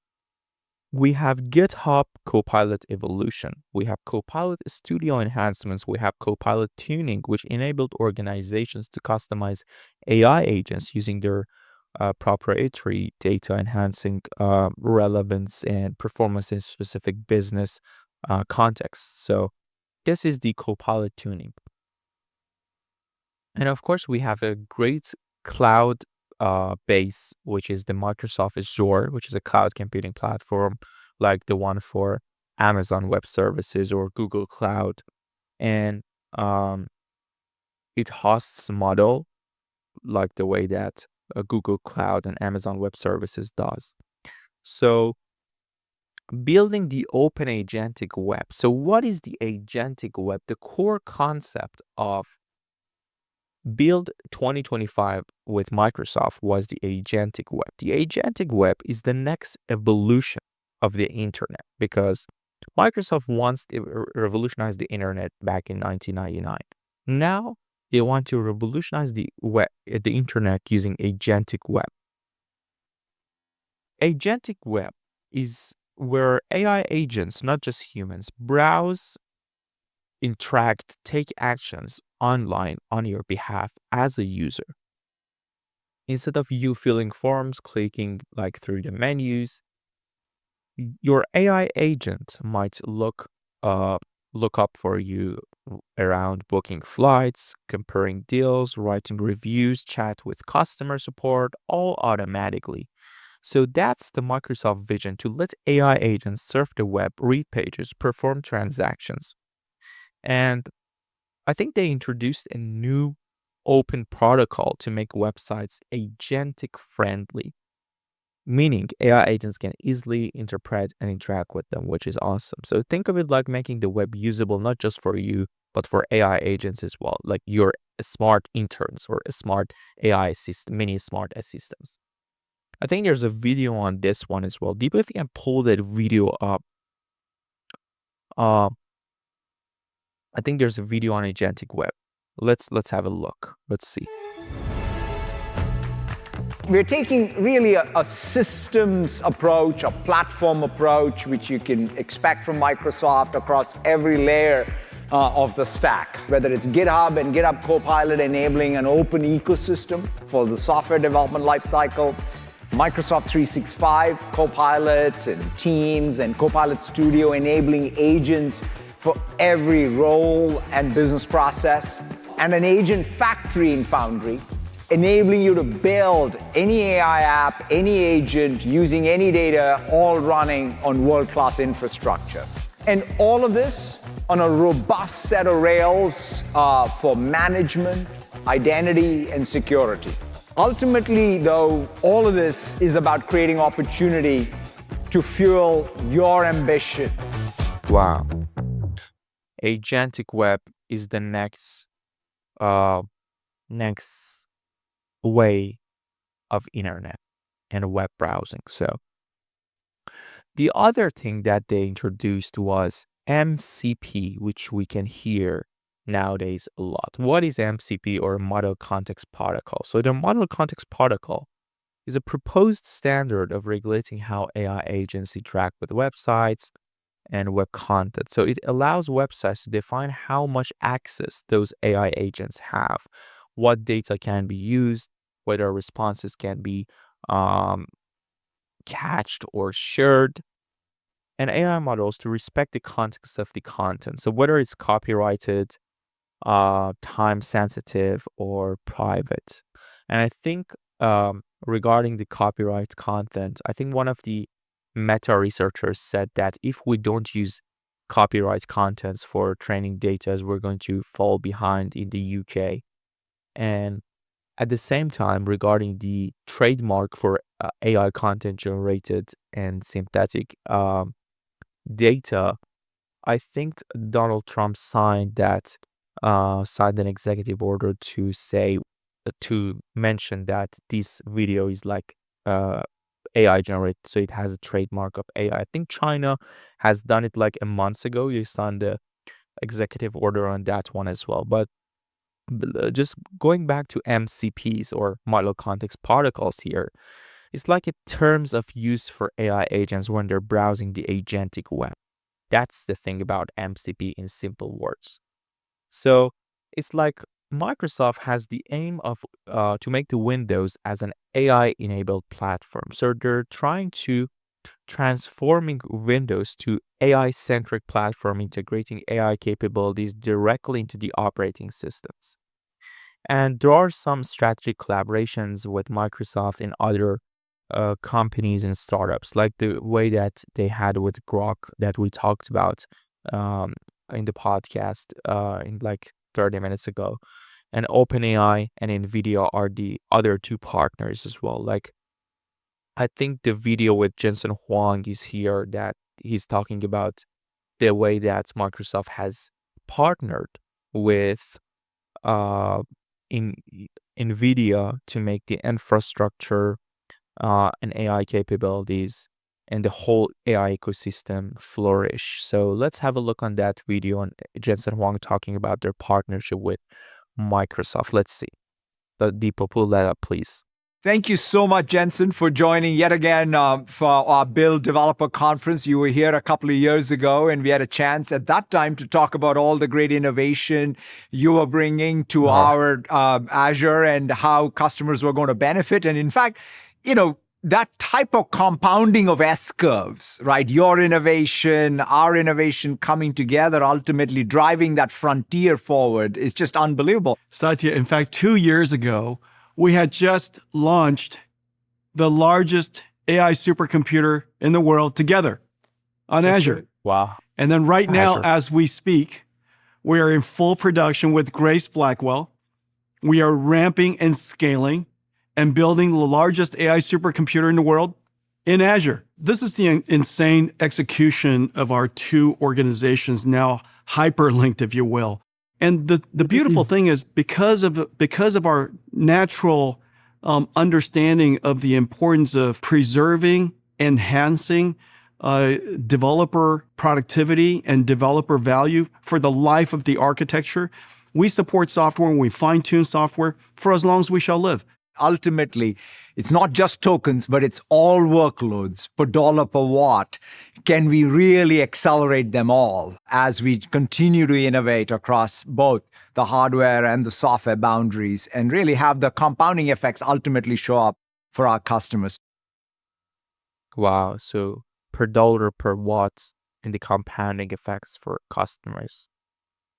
Wow. Strong words from Satya.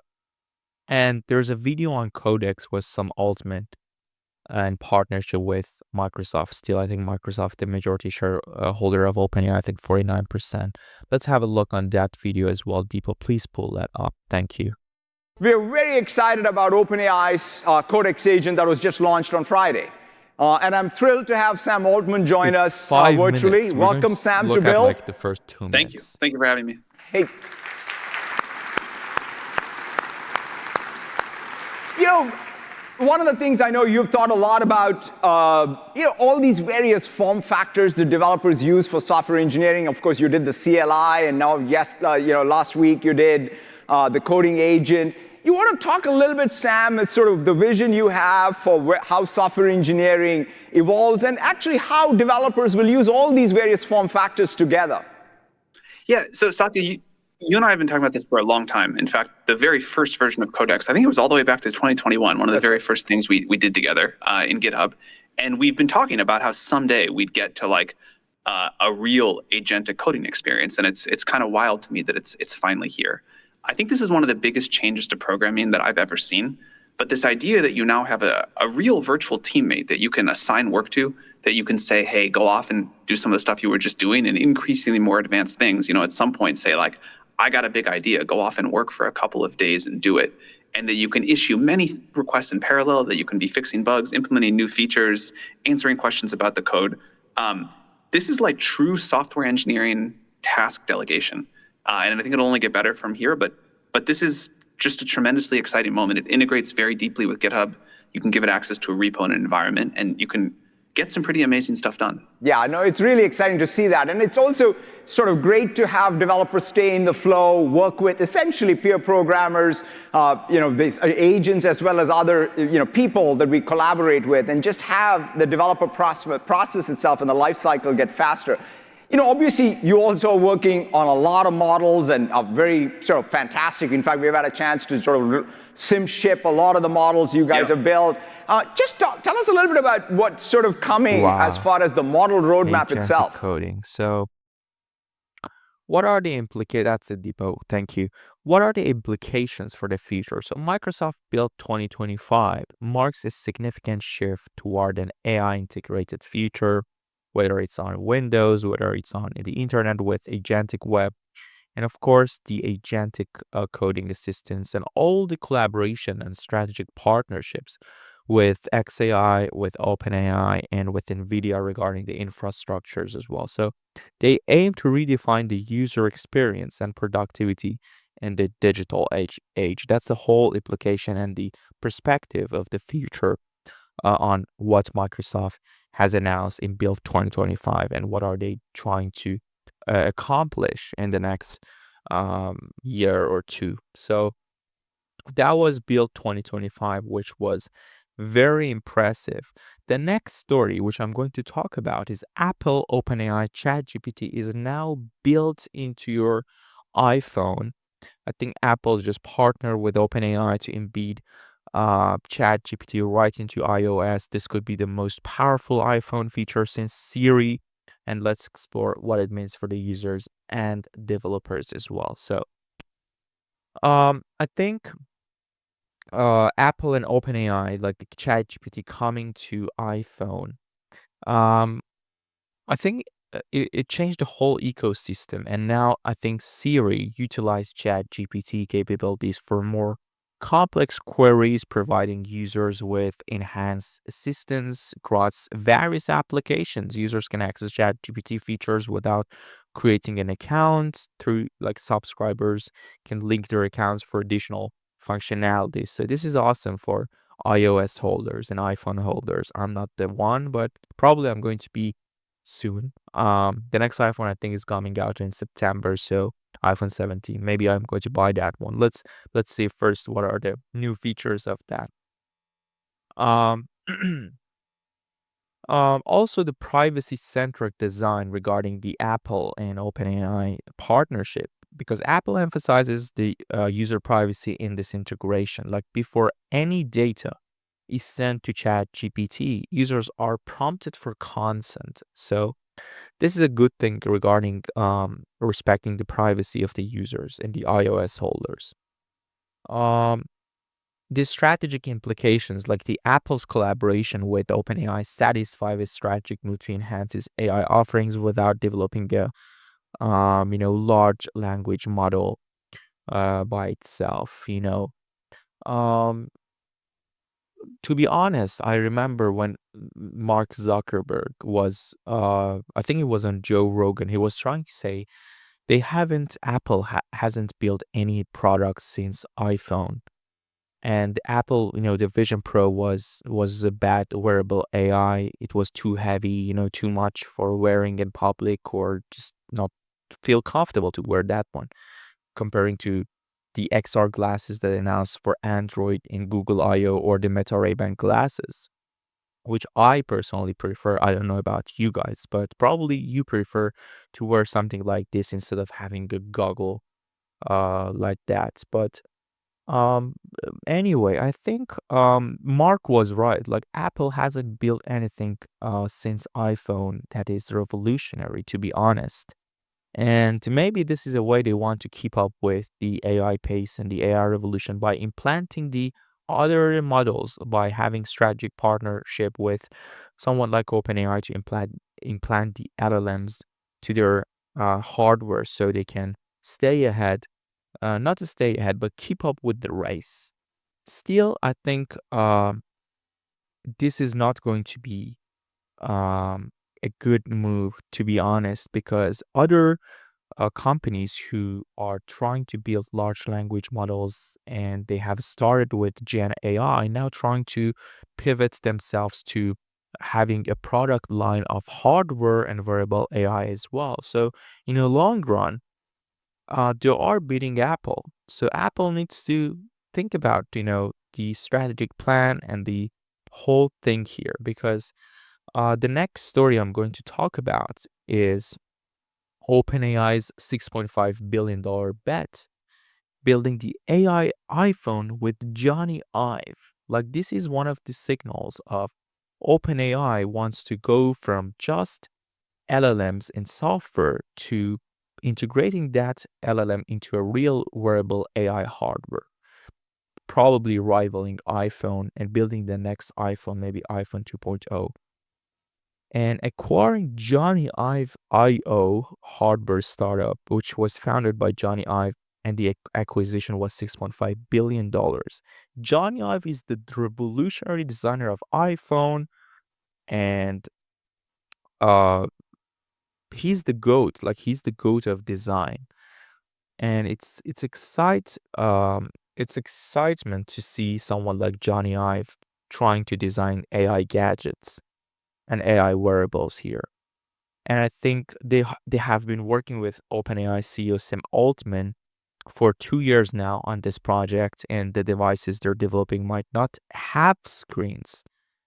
I think Ive Design's firm Love From will continue to operate independently. OpenAI will become a client of Love Firm and give it equity in return. The deal is set to close in summer 2025, pending approval. I think there's a facial OpenAI video partnership, which Deepo, we're going to see like the video here. Let's have a look on the partnership of Jonny Ive and Sam Altman regarding the acquisition of a startup IO. Let's have a look. Deepo, please pull that video up. Thank you.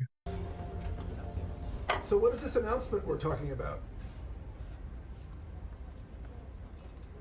2 years ago, John and I started talking about what the future of AI and new kinds of computers was going to look like.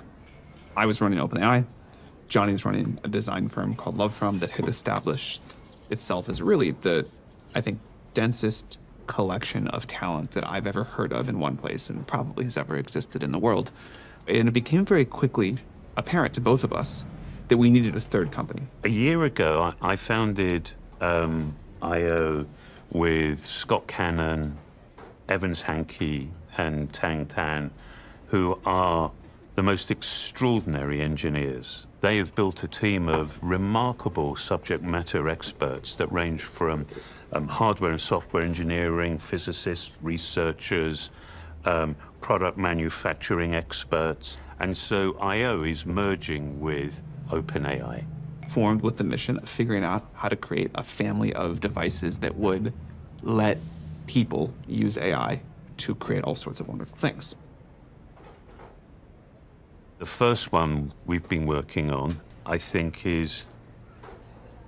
has just completely captured our imagination. You know, Johnny called one day and said, "This is the best work our team has ever done." Yeah. I mean, Johnny did the iPhone. Johnny did the MacBook Pro. I mean, these are like the defining ways people use technology. It's hard to beat those things. Those are really wonderful. Johnny recently gave me one of the prototypes of the device for the first time to take home, and I've been able to live with it. And I think it is the coolest piece of technology that the world will have ever seen. The products that we're using to deliver and connect us to unimaginable technology, they're decades old. Yeah. And so it's just common sense to at least think, surely there's something beyond these legacy products. We have like magic intelligence in the cloud. If I wanted to ask ChatGPT something right now about something we had talked about earlier, think about what would happen. I would like reach down, I would get out my laptop, I'd open it up, I'd launch a web browser, I'd start typing, and I'd have to like explain that thing, and I would hit enter, and I would wait, and I would get a response. And that is at the limit of what the current tool of a laptop can do. But I think this technology deserves something much better. So how did it all begin? So my son Charlie was the first person in the family to use ChatGPT, and yes, he said, partnership based on friendship. So that's the way that OpenAI wants to go through the second product line, not just the LLMs and chatbots, and go through the hardware and integrating that to a piece of incredible AI wearable or hardware, maybe the next iPhone that everyone is going to use. So the overview of acquisition, because the acquisition I think was $6.5 billion, and the um the strategic implication is definitely the expansion into hardware, design excellence, and market positioning. The acquisition like positions OpenAI as a potential competitor to established tech giants in the consumer hardware space like Apple. And I think the device characteristics, the Envision device is expected to be pocket size, screen free, and not wearable, focusing on being a third core device alongside smartphones and laptops. The functionality is designed to be contextually aware. The device aims to provide AI assistance in a more natural and integrated manner, and the release date is going to be 2026. Wow, that's close, man. I think there's a video on CFO, the Chief Financial Officer of OpenAI, explaining the way of valuation of IO acquisition without having any product from IO. It's about betting on the talents. Reminds me of Super Intelligence from Ilya Sutskever. I think $32 billion valuation without any product, just trying to recruit talents, in Safe Lab from Miran Murati, the former CTO of OpenAI. But let's have a look deeper on the video of CFO of OpenAI trying to explain how they come up with this number of $6.5 billion without any product to acquire IO startup from Jonny Ive. Let's have a look on that one deeper. Please pull that up. Thank you. We've got to talk about Jonny Ive. So, I mean, so much news from OpenAI this week, but $6.5 billion to buy IO, which, of course, Jonny Ive, the designer of the iPhone, this iconic name in Silicon Valley. How did you come up with the number, though? This company doesn't even have a product. Tell us about how you came up with that math. So for a start, when you're thinking about what's the opportunity, we're in a brand new era of computing. And if you think about every era previously, like the PC for the internet age, the phone for the mobile age, Jonny was really at the nexus of a lot of these, right? What the graphical user interface would look like on the PC. And the phone, when we got to touch, it was kind of incredible. And so we believe that as you birth this new era of AI, there's going to be new platforms and new substrates, the way people experience it. I think it's personally going to be a lot more multimodal. So we think of tech today a little bit more around touch, but we as humans, we see things, we hear things, we talk. And so our models are great at that. And so we were excited to work with the best in the business on that. How do you value that? I don't know. It's very hard to value something in that early phase. You're really betting on great people.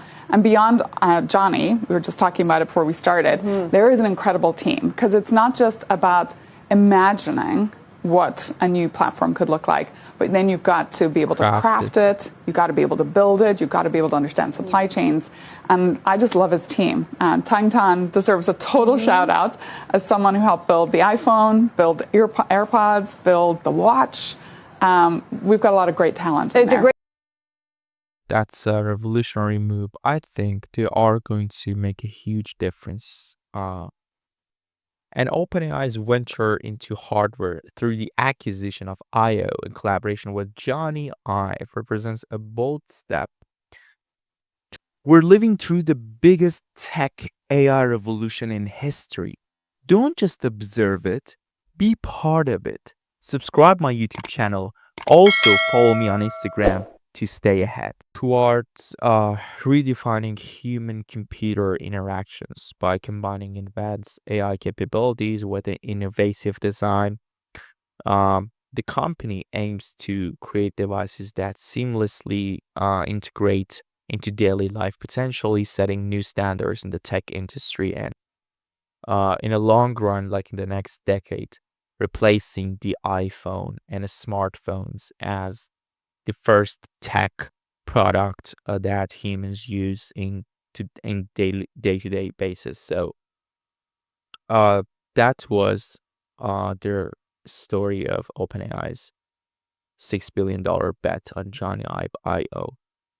The next story we have is the Palantir XAI and new AI super alliances partnership. So, what happens when Elon Musk meets Palantir's defense-grade data tools? Like this partnership could be revolutionary from healthcare to military intelligence, and here's why it matters. Because this partnership of overview is XAI is a company known for developing Grok, family of large language models, and the Colossus, the supercomputer.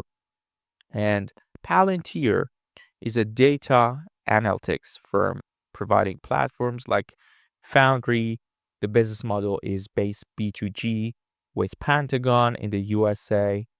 And here in this partnership, we have an investment firm led by Mark Walter and Thomas Toll, TWG Global, focusing on deploying AI solutions across various sectors. And the partnerships here with XAI and Palantir seeks to embed AI into financial institutions because Elon has experience in finance regarding the PayPal back in uh, 90s and 2000s.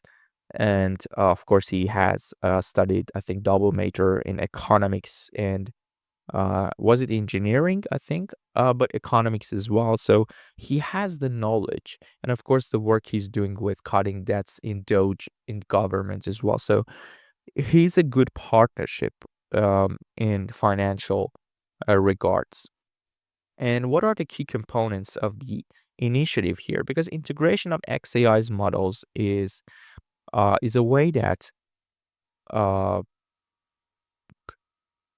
like for financial institutions, like the integration of AI aims to enhance this decision making, reduce the operational costs, improve customer experience. And for XAI, what is the benefit here for XAI?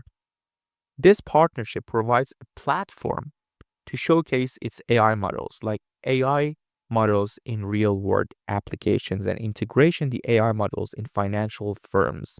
And Palantir provides that platform for XAI.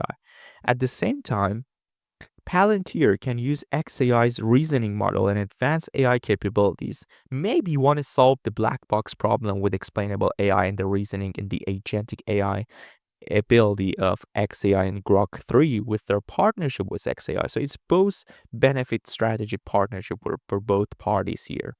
And of course, the global firm investing and trying to be the linchpin here between the two companies is a key player in facilitating the AI transformation within the financial industry. This is huge, to be honest. Like the rapid advancements in this fintech area is revolutionary. And I think that my final takeaway on this partnership is like the alliance between XAI and Palantir and this TWG Global represents a significant step toward integrating AI into real world sectors and applications. Here is financial sector. And we can combine the advanced AI models with robust data analytics platforms like Palantir and strategic implementation. Um, it can define the aims to redefine how financial services operate in the AI era. And the collaboration will develop enterprise level AI solutions as well. So this is huge, to be honest. I think Alex Karp, co-founder and CEO of Palantir, said that Palantir is proud to partner with XAI and TWG Global to revolutionize AI adoption in the financial service industry. Maybe the Fed can use this, the Central Bank of America can use this, and this can be like B2G licensing. Maybe it can be like B2G thing here. I don't think they're using licensing here because I think they're using a business-based model for uh I think outcome-based business model, yes, instead of traditional licensing per seat. So this is a new implementation which potentially yielding results within the next 3 months or 90 days. And I think the um Walter from TWG said that AI has the potential to make the 21st century the most productive time in human history. Yet, of course, because it's going to be more technology advancements in the future as we progress. Speaking of Palantir, there's a funny video that he's explaining that the most of financial analysts have huge opinions on how to manage LLMs, which is completely theoretical, and we have to focus on infrastructure where the real value is. So, Deepak, if you can pull that video from Alex Karp up so the audience can see that, please. Thank you.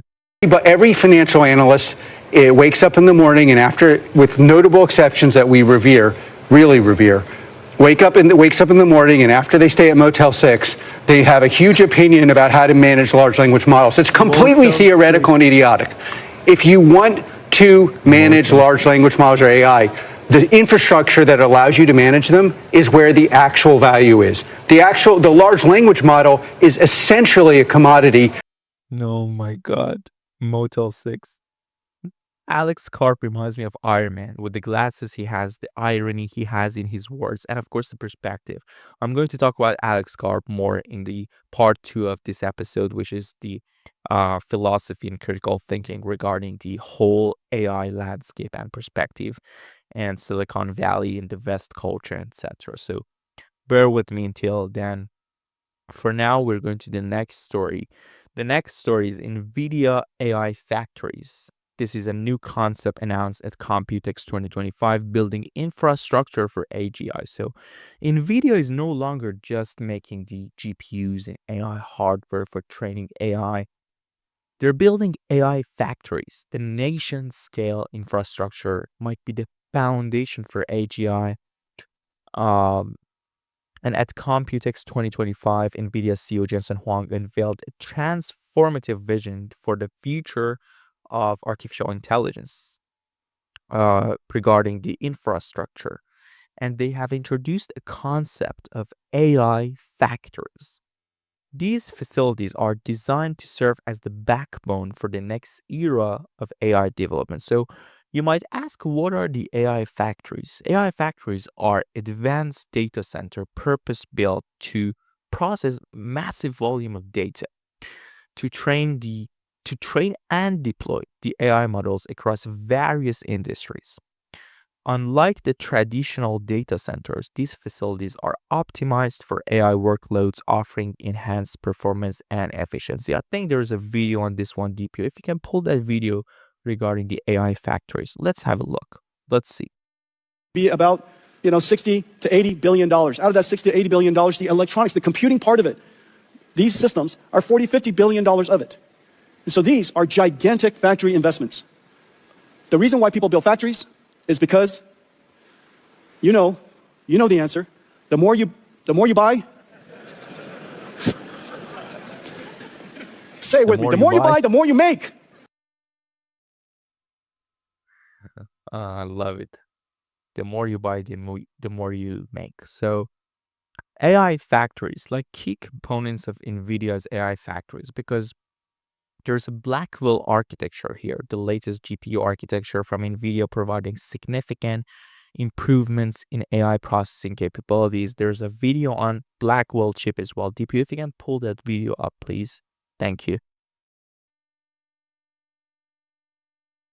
The Blackwell systems based on HGX has been in full production since the end of last year and has been available since February. We are now just putting online all the Grace Blackwell systems. They're coming online all over the place every single day. It's available in CoreWeave now for several weeks. It's already being used by many CSPs. And now you're starting to see it coming up from everywhere. Everybody's starting to tweet out that Grace Blackwell is in full production. In Q3 of this year, just as I promised, every single year, we will increase the performance of our platform every single year like rhythm. And this year, in Q3, we'll upgrade to Grace Blackwell GB300. The GB300 will increase the same architecture, same physical footprint, same electrical mechanicals, but the chips inside have been upgraded. It has upgraded with a new Blackwell chip, is now 1.5 times more inference performance, has 1.5 times more HBM memory, and it has 2 times more networking. And so the overall system performance is higher.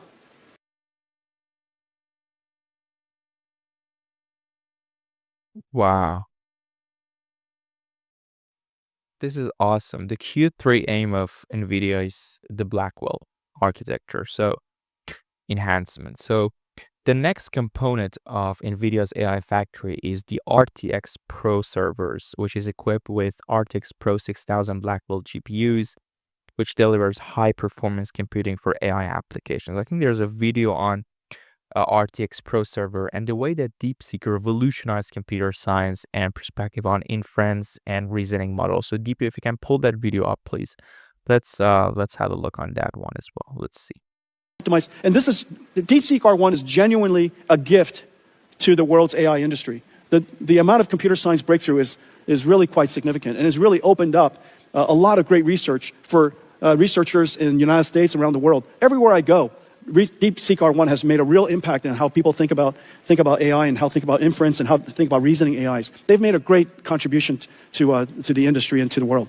And so this is DeepSeek R1. The performance is 4 times the state-of-the-art H100. That kind of puts it in perspective, okay? And so if you're building enterprise AI, we now have a great server for you. We now have a great system for you.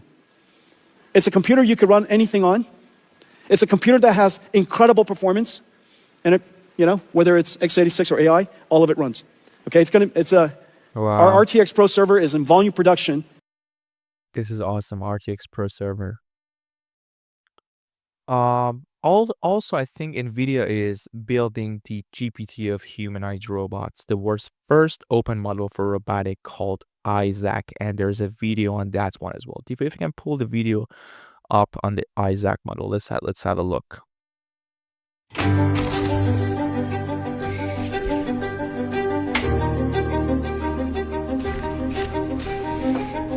NVIDIA Isaac GR00T is a platform of sim-ready data, simulation frameworks, and synthetic data generation blueprints, and pre-trained models. NVIDIA Isaac GR00T N1 is an open generalist foundation model for humanoid robots.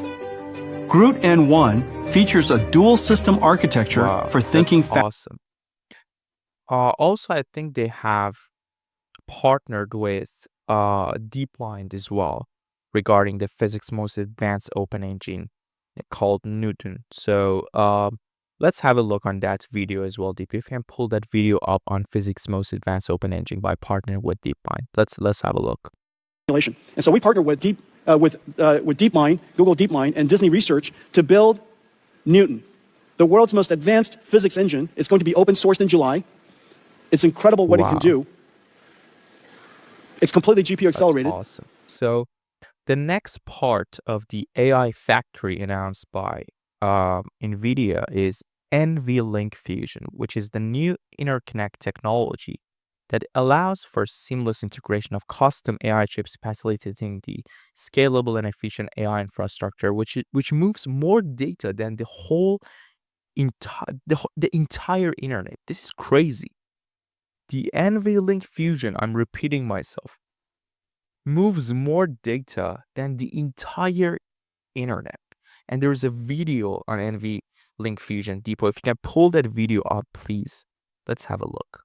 And so this is the NVLink spine. 2 miles of cables, 5,000 cables structured, all coaxed, impedance matched. Wow. And it connects all 72 GPUs to all of the other 72 GPUs across this network called NVLink switch. 130 terabytes per second of bandwidth across the NVLink spine. So just put in perspective, the peak traffic of the entire internet is 900 terabits per second. Divide that by 8. This moves more traffic than the entire internet. 1 NVLink spine across this 9 of these NVLink switches, so that every single GPU can talk to every other GPU at exact. What a great interface and interconnected thing here. Wow. I think he talked about NVLink in back in GTC as well, but and I think there's another GTC in Paris in the next 2 weeks, so this is going to be awesome. The the next thing, I think Nvidia on robotics and the era of agents where we need a lot of synthetic data generation. There's a video on this one as well. DB, if you can pull that video up on this as well. So in order for robotics to happen, you need AI. But in order to teach the AI, you need AI. And so this is really the great thing about the era of agents, where we need a large amount of synthetic data generation. Robotics, a large amount of synthetic data generation. Well, as I mentioned earlier, the world has a severe shortage of labor. And the reason why humanoid robotics is so important is because it is the only form of robot that can be deployed almost anywhere, brownfield. It doesn't have to be greenfield. It could fit into the world we created. It could do the task that we made for ourselves. We engineered the world for ourselves, and now we could create a robot that fit into that world to help us. Now, the amazing thing about human robotics is not just the fact that if it worked, it could be quite versatile. It is likely the only robot that is likely to work. And the reason for that is because technology needs scale. Most of the robotic systems we've had so far are too low volume.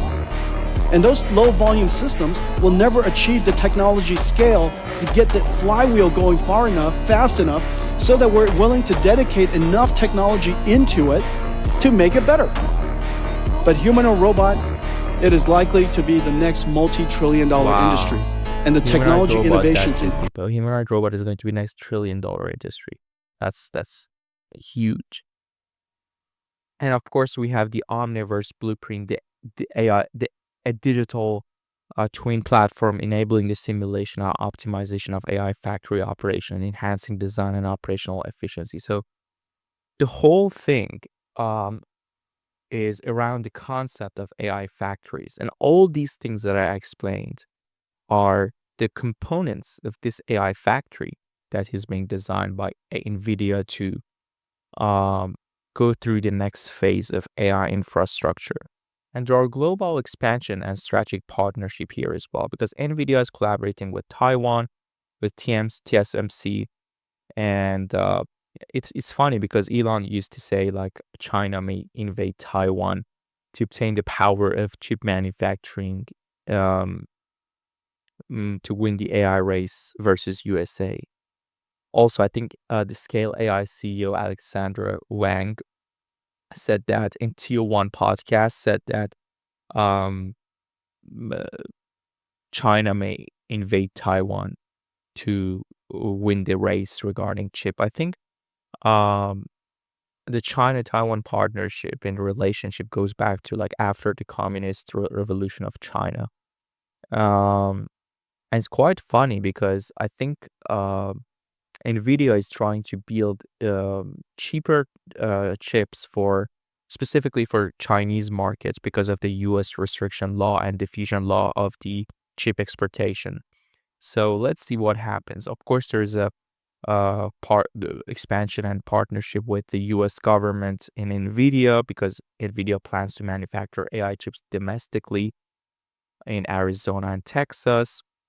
And of course, the partnership with Saudi Arabia, with Humane, their new AI startup. I think Ben Salman found that startup as well to just deploy the AI infrastructure in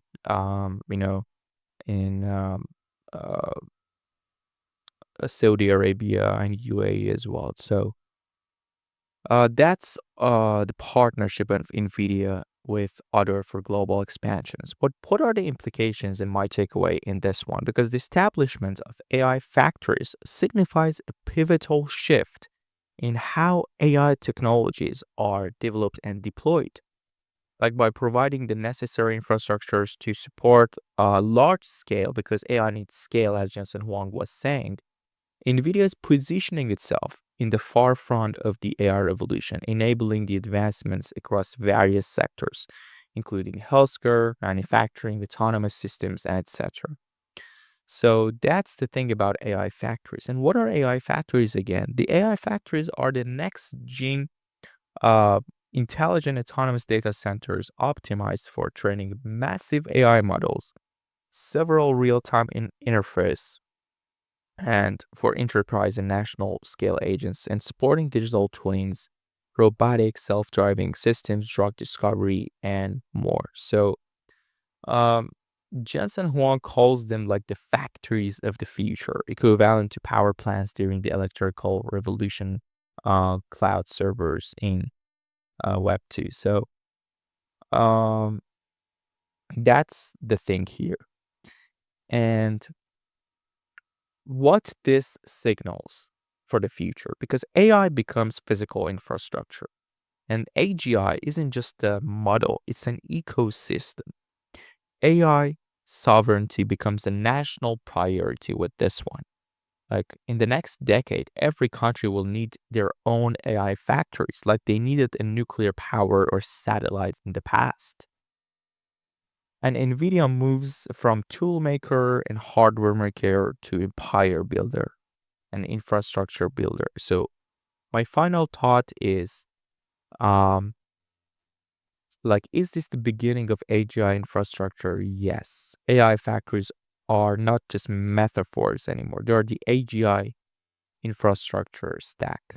If OpenAI is the brain and Microsoft is the office, Nvidia is the power grid. And this race towards AGI power is not just intelligence. And this will be decided who leads the AI revolution regarding the AI infrastructure. So this was the whole NVIDIA Computex 2025 story here. The next story that we have is regarding the AMD, which strike-backed AI hardware revealed at Computex 2025. Because I think AMD just dropped its next-gen AI chipset Computex 2025. And definitely it's rivaling and challenging the NVIDIA dominance and monopoly in AI hardware. I think the key announcements were Ryzen AI 300 series, Ryzen 9000 series for targeting the professionals and enthusiasts. Of course, I think they announced the Radeon RX 9060 as well for the gamers, and the graphic performance has been enhanced. And a lot of other GPU, um, you know, announcements like MI 350X for scale AI systems and GPU for AI inference performance and infrastructures as well. So what are the strategic implications here? Definitely the first thing is challenging the NVIDIA's AI dominance, because AMD is trying to line up and position itself for competing with NVIDIA. The second thing here is advancing AI integration in consumer devices. Bringing AI capabilities to consumer devices, enabling features like enhanced productivity, real-time AI applications as well. The third one is strengthening the presence in professional workstations with their Radeon AI Pro for like 3D rendering, simulation, AI model training as well, and expanding into data center with the last one that I mentioned, I think MI 350X, to scale the AI inference and AI infrastructures. And I always talk about the fact that AMD stock is undervalued, and they will be one of the important parts of the future. Maybe not that huge compared to NVIDIA's presence in infrastructures, scaling, and hardware, but they are going to be an important part in the future because they're positioning themselves in a right way. They're just smaller than NVIDIA. And my final takeaway on AMD's announcement at Computex 2025 is that AMD announcement was a concentrated effort to diversify its products offering and capture a larger share of the AI hardware markets by addressing various segments from consumer laptops, data center solutions, trying to position itself in a right way. So, not a financial advice, but I would buy AMD stock for the future. and I would buy Nvidia stock for the futures. Well, because I think Elon Musk just said that Nvidia stock is going to be like 1,000 something per share, because it's just huge. Like the way that they're doing things are huge. And I think the three most important companies are Tesla, Palantir, and Nvidia. Those are doing great things for the future. There will be top big three in the future, the next decade, as big corporations, not startups. Of course, there will be a lot of startups, entrepreneurs in quantum computing, and etc., which I'm going to talk about later on about quantum leap and quantum computing as well. So this was the whole story around AMD strikes back at Nvidia in Computex 2025. The next story we have is about Mistral AI, which just released Devstral, a new open source coding model that you can run locally, which has 24 billion parameter open source models for software engineers. It runs on your laptop. And in a world dominated by cloud APIs and closed models, this might be the most empowering AI release for developers in 2025. First of all, what is this tool that is being released with Mistral AI? Devstral is an agentic coding large language model, or LLM, developed by Mistral AI, the startup in France, in Europe. I think it's the most valuable startup regarding AI and LLMs in Europe, Mistral AI. And it's engineered to run efficiently on local hardware, such as single Nvidia RTX 4090 GPU or Mac with like 32 gigabytes of RAM, making it accessible for individual developers and small teams as well. And the model is designed to assist with various coding tasks, including code generation, debugging, providing explanation for code as well. So these are the key features. The local deployment is the key feature here, because Devstral can be run entirely on a local machine, eliminating the need for internet connectivity or ensuring that sensitive code bases like remain private. Its open source licensing is a key feature, versatility, and the efficiency as well. So the implication for the future is the release of Devstral signals a shift towards more accessible, privacy conscious AI tools in software development. By enabling local deployments, Mistral AI addresses concerns about like data security, privacy, dependency on cloud-based services as well. So it's a decentralized, secure deployment ecosystem, I would say. And this might be the secret sauce, the differentiator of Devstral AI by Mistral AI compared to other coding agents like Codex or Gemini 2.5 Pro, which has that dependency on cloud base and they can't run locally and deploy locally. So this is a decentralized and secure development of ecosystem, which is a huge thing here. This open source nature, privacy, local deployment capability make it unique for developers. So definitely recommend it for developers to use this and see the difference of local deployments, the difference in privacy and difference on being decentralized and not dependent on the cloud platforms to deploy your app or anything you want to do. So this was my takeaway on Devstral by Mistral AI. Great startup, by the way, in Europe.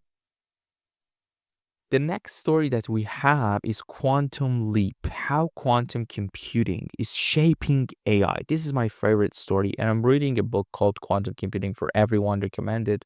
This is a simple introductory book by Chris Bernard.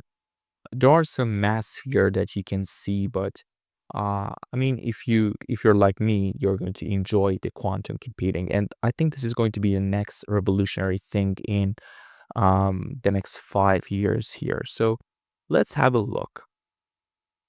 What were the announcements here? Because quantum AI is heating up. Google, Nvidia, D-Wave all made announcements and breakthroughs. But are they breakthroughs or are they just some PRs And what are the signals? Because we want to differ the signal from the noise here. There are a lot of AI news, but some of them are signals. Some of them are just noise, which are going to be replaced. We're living through the biggest tech AI revolution in history. Don't just observe it, be part of it. Subscribe my YouTube channel. Also follow me on Instagram to stay ahead. By other AI news and going to be disappear, but some of them are going to make significant changes in the industry. Signal versus noise. The ideology here is important for you to differentiate this in the word that we hear AI news every 20 minutes, I would say. So the first announcement regarding the Nvidia quantum computing supercomputer, which was introduced, I think in Computex 2025 as well. So it runs on CUDA Q, quantum classical hybrid computing platform. And it signals that Nvidia is positioning itself as the quantum software layer, just the way that they did with CUDA back in 2006, I guess, in GPUs. So they're trying to enable the quantum plus classical hybrid AI models, allowing the quantum circuits to run side by side with neural nets, potentially solving problems in chemistry, drug discovery, optimization, threat detection for AI security, and national threat detection in military B2G business models as well. So those are the key implications in real work.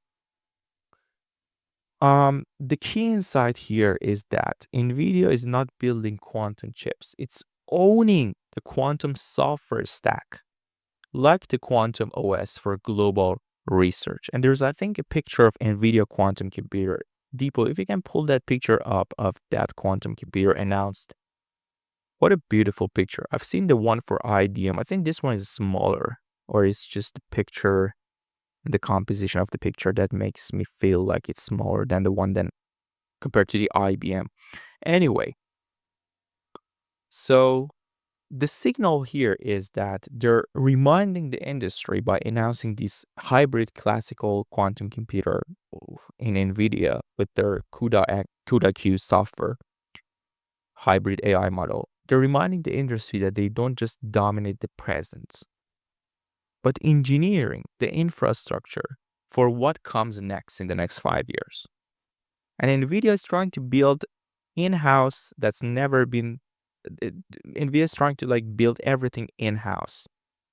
Their core strategy, the way they have dominated with CUDA back in 2006, with GPUs, having the software and hardware as well. This is a key thing here. Also, at the same time, I think D-Wave announced their Advantage 2, the next, I think, 6th generation of their quantum computer, which is now in the cloud for users to use. And it's the most commercially viable quantum computer today. It has 1,200 qubits with 20-way connectivity, a major boost over their previous systems. General availability via the Leap Cloud, designed specifically for optimization, machine learning, and material design problems. And what does it signal? D-Wave is transitioning from experimental to enterprise-grade quantum computing to the most commercial real-world application, quantum computing. And it's one of the first quantum systems that is available to businesses today. Not years from now. It's available now on the cloud. You can use it. And it's focused on quantum annealing, not gate-based quantum, meaning it solves specific kinds of problems faster than classical computers, and of course cheaper in some cases. Right now, so you can use it right now. It's available. And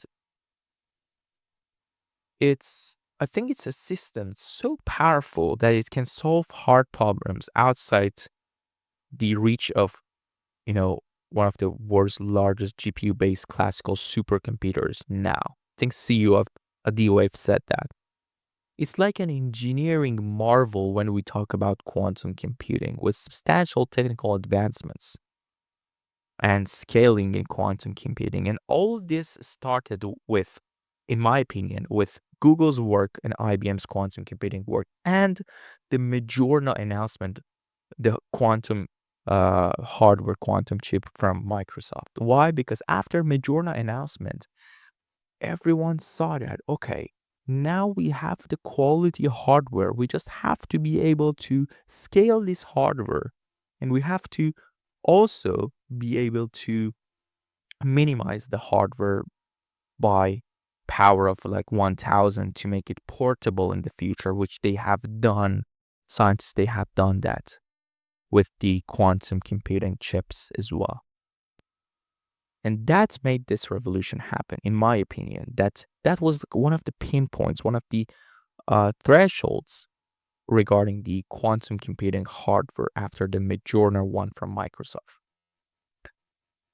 And the advantage to quantum, back to advantage to quantum processor from and quantum computer from D-Wave.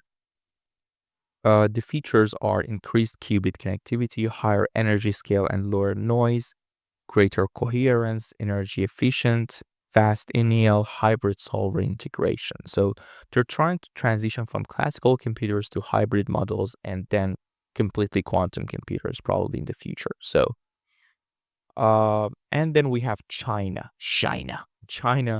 as well, that they have announced their third supercomputer super quantum computer with 1105 qubits as well, which is lower than the one for D-Wave, but still they have put quantum computing in the national technology independence and military modernization plans, which is the ultimate thing we have to do. Like, this is not just tech, it's a geopolitical power. Like, who wins the quantum computing may control the future of cybersecurity, economic modeling, and AI at the level we have never seen before. And there's a video on China quantum computing solving a problem that takes 2.6 billion years in just 4 minutes. Deepo, if you can pull that video up, please, quickly. Wow, this is awesome. That's it, Deepo. So this could be the future, like global arm race, quantum AI alliances, post-LLM AI, AI-driven drug discovery, all happens with quantum logic, quantum computing era. And I think there's a video on Google CEO talking about the fact that quantum feels like where AI was in 2015, where deep learning was in 2015. In the next 5 years, you see the aha moment for quantum computing and in real world applications as well. So let's have a look on that video from Google CEO Deepo, please. Let's have a look. I think to me, quantum feels like where AI was around, 2015. So I would say in a 5-year time frame, you would have that moment where a really useful practical computation, is done in a quantum way, far superior to classical computers.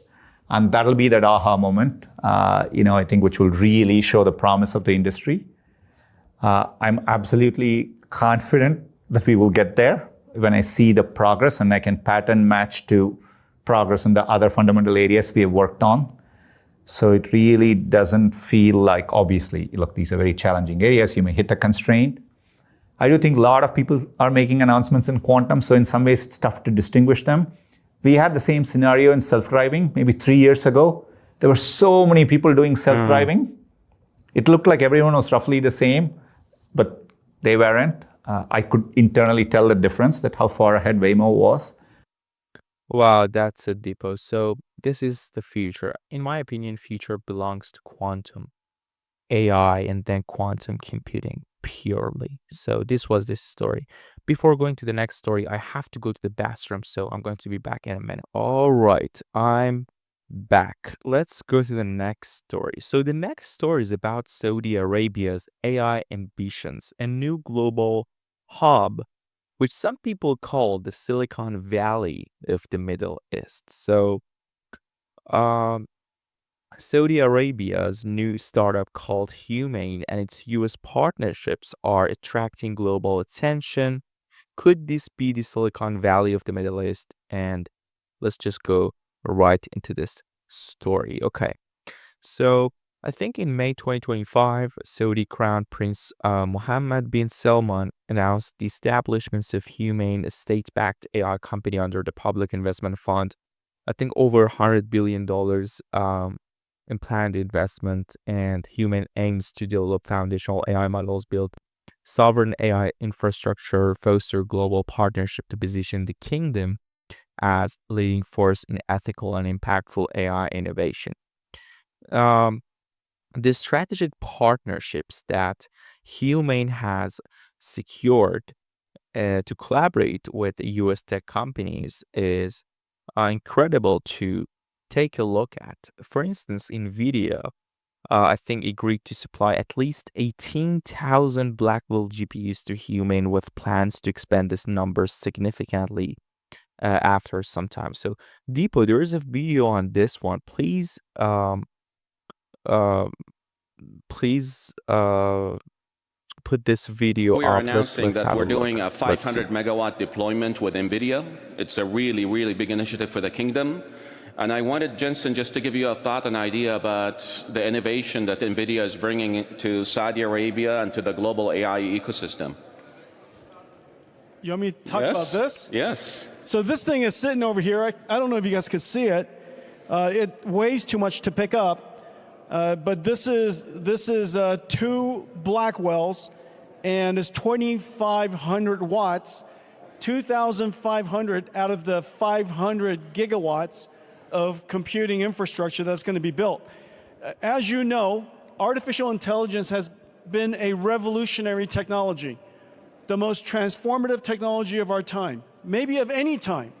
And you've heard plenty about the capabilities of artificial intelligence. You've also heard how AI is going to transform every single industry, meaning that it's going to be the infrastructure of every single industry.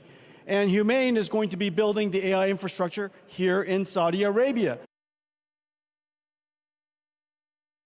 So Humane is mainly focused on building infrastructure in Saudi Arabia with partnership with Nvidia. Thank you, Deepo. So I think they're building the largest AI training cluster in the presence of UAE, US, and Nvidia as well. So there's another video, Deepo, the largest AI training cluster in the presence of UAE, US, and Nvidia. Let's have a look on that one, please. Let's pull that video up. Let's see.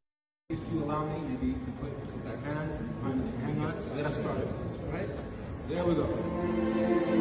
Wow. Welcome to the new epicenter of innovation, where American ingenuity meets Emirati vision and abundant energy fuels progress.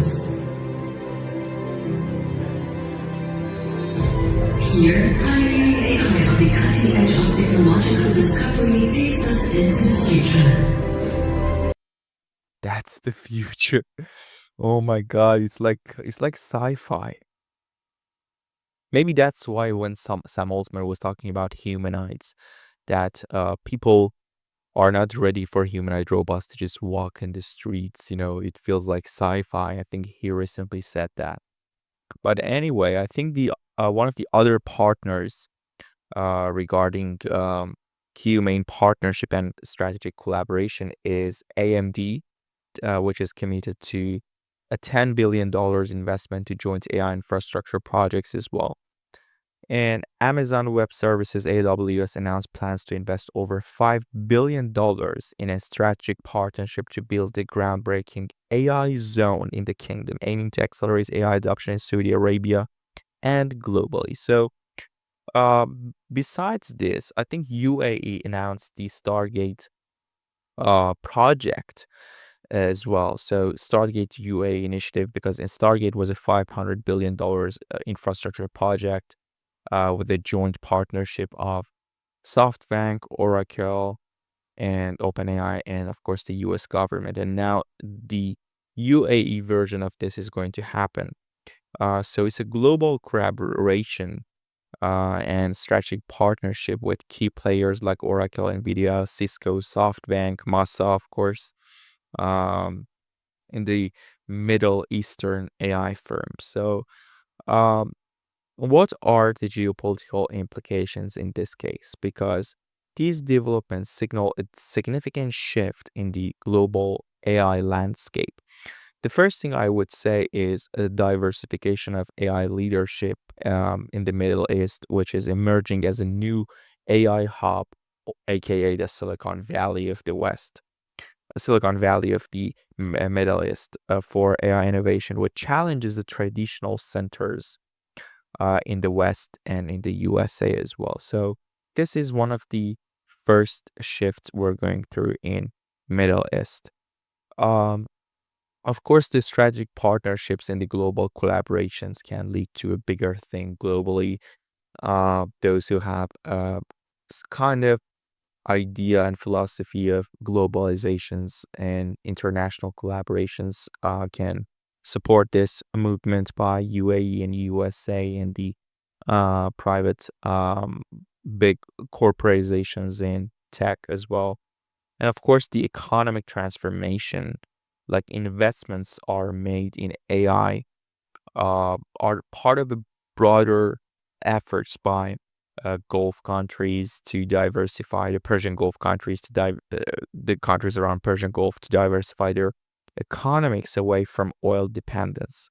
So, focusing on technology innovation to diversify the future growth, and of course, the long-term value will be when I think, as Microsoft CEO said, the long-term value would be the effect of AI directly on GDP growth of different countries. So I think they just announced something controversial as well because of the UAE OpenAI partnership. I don't know if this is a true news or not, but I think they will get free. I think UAE residents will get free ChatGPT Plus subscription. If this is the case, I mean, this is the awesome way to democratize AI among people, at the same time building infrastructures with strategically partnering with Nvidia and AMD, and at the same time, you're partnering with AI leaders to and educating people at the same time by democratizing AI to be able to stay in the game and in the conversation when it comes to the AI revolution. So this was the Saudi Arabia's and UAE's story regarding the AI and AI geopolitics. The next story I'm going to talk about is China's AI cloud sovereign infrastructure at scale. So China, or I would say China, when Trump says China, is building its own national AI cloud, and it's massive. To be honest, this isn't just a normal, tech strategy. It's basically the geopolitical infrastructures which China is trying to build to differentiate itself and become the leader in this AI revolution and win the game against the USA. So, what are the key developments here in China's sovereign AI cloud? The first one is massive investment in AI infrastructure. The second one is space-based AI supercomputing as well. I think UK just did something with space, I think 2 weeks or last week. So they're trying to um, go into space-based AI supercomputing as well. So I think the two most important industries now in 2025, which are going to be affected by AI, are going to be first physical AI, including robotics, self-driving cars, and transportation industry. And then it's going to be, I think, it's going to be like healthcare, of course. So these two industries are the most affected one, and now, in my opinion. And then at the end of 2026 and 2027, we're going to go through the tangible implication of AI in space exploration as well. I think China is trying to build the building blocks of that space-based AI supercomputing at the moment. The third key development in China is expansion of AI data centers. I think they had planned to build 250 AI data centers by end of 2024. I think they did that, if I'm not wrong, and they're trying to build more. Also, global expansion of Chinese cloud services, um, around like $52.7 billion investment is huge to make them a unified global cloud in AI infrastructure. So they're trying to position themselves in the best way that they can. And I always say this because Chinese are definite pessimists. Definite pessimists. So what does it mean? It's Peter Thiel ideology from the book called 0 to 1, my favorite book of all time around startups. It's the fact that Chinese always try to be pessimistic, but they have plan to stay ahead. At the same time, US is now opportunistic and optimistic about the future with plan with the new administration, and Trump's administration doing a great job, in my opinion, in this case. So, and of course, in many other cases as well. So what are the strategic implications here? First is redefining the digital sovereignty, and of course the geopolitical tensions and technological decoupling is the one, because I think China tried to work with the US to not open the Pandora box and to have the AI alignment, but I think those are the two parallel forces in different, maybe they are in kind of different multiverse and two universe doing their own job on AI, as one of the Chinese researchers who are trying to explain about the fact that there's no cross section, at least now, in a common ground between Chinese AI market and USA. So this is the case here. There are geopolitical tensions and technological decoupling here. And of course, influence in global south would be one of the goals of China in a long run. So I think my takeaway on this one and the future outlook here, I think China's is concerned about the AI weaponry and AI sovereignty, at the same time infrastructure as well. So there's a significant pivotal shift in the global tech landscape to build infrastructures and go from AI agents to first trying to democratize AI and implant and integrate AI into different devices that we have now, whether it's Agentic Web that Microsoft is doing, whether it's by implanting the AI on Windows, whether it's implanting AI into the hardware like the iOS and ChatGPT OpenAI partnership. And then we have to build the infrastructure at the same time with Nvidia and AMD. And of course, the other things that we talked about before in this episode of the podcast. So this is the key thing here that we have to look at. At the same time, when it comes to training AI models and LLMs and AI agents, there is always the conversation and the converging point of cost of AI training and energy, which I think we have a video on this one that Sam Altman is trying to say and explain the converging point of energy and cost of AI training. Deepo, if you can please pull that video up for the audience. Let's have a look. Well, you touched on a great point with energy. I think it's hard to overstate how important energy is to the future here. Eventually, chips, network gear, that will be made by robots, and we'll make that very efficient, and we'll make that cheaper and cheaper. But an electron is an electron. Eventually, the cost of intelligence, the cost of AI will converge to the cost of energy, and if it'll be how much you can have, the abundance of it will be limited by the abundance of energy.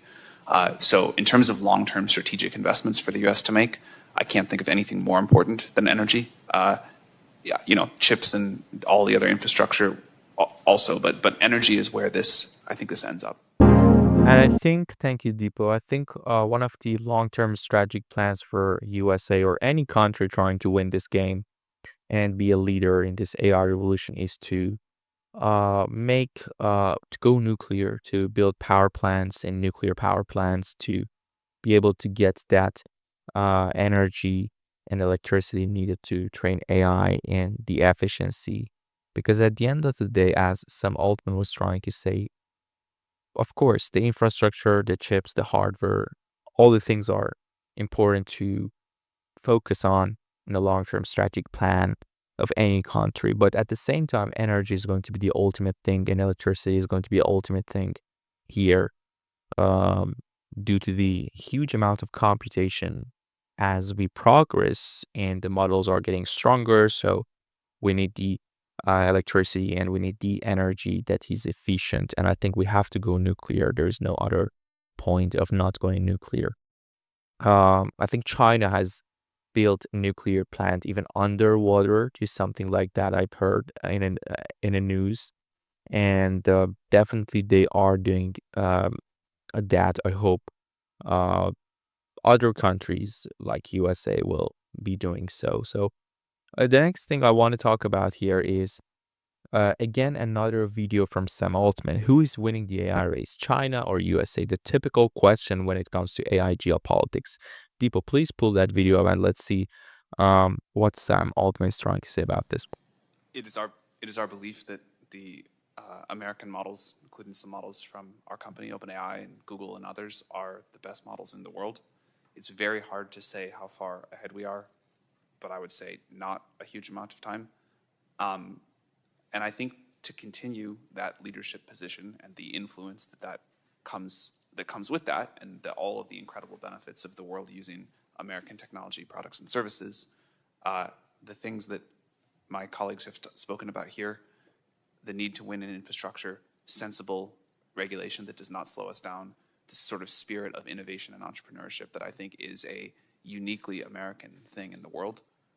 None of this is rocket science. We just need to keep doing the things that have worked for so long and not make a silly mistake.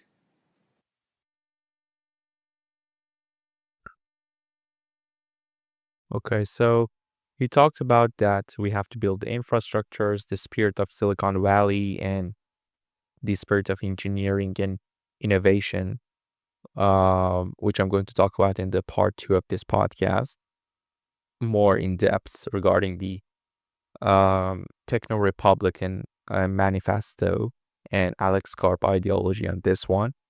And of course, they have to keep doing the things that they're doing. So I think it's a close battle here. Jensen Huang, I think the next video is on Jensen Huang talking about the Stargate $500 billion project in the White House. So let's have a look on that video. Deepo, please pull that video up. It's around 4 minutes, but we're going to look at it like the first 2 minutes. Jensen, would you come up and say a few words? Smart this is a cookie. smart cookie. Trump is hilarious. Sense of Thank you, humor Mr. President. It's a great honor to be here. Nvidia reinvented computing for the first time after 60 years. In fact, everyone at IBM knows quite well that the computer has largely been the same since the 60s. The IBM System 360 described really quite perfectly the computer that we use today.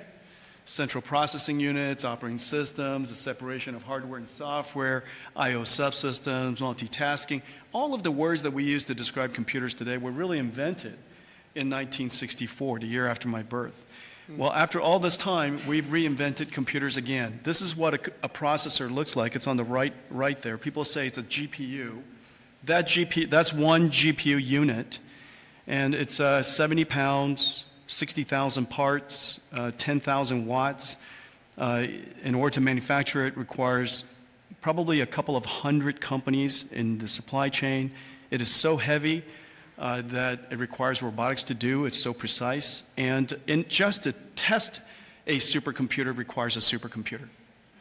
And we're going to build NVIDIA's technology, the next generation of that, all here in the United States. Without the president's leadership, his policies, his support, and very importantly, his strong encouragement. And I mean his strong encouragement. Frankly, manufacturing in the United States wouldn't have accelerated to this pace. Manufacturing isn't about low-cost labor anymore. Manufacturing is about technology. And most of the factories that build these systems today are the most advanced factories in the future.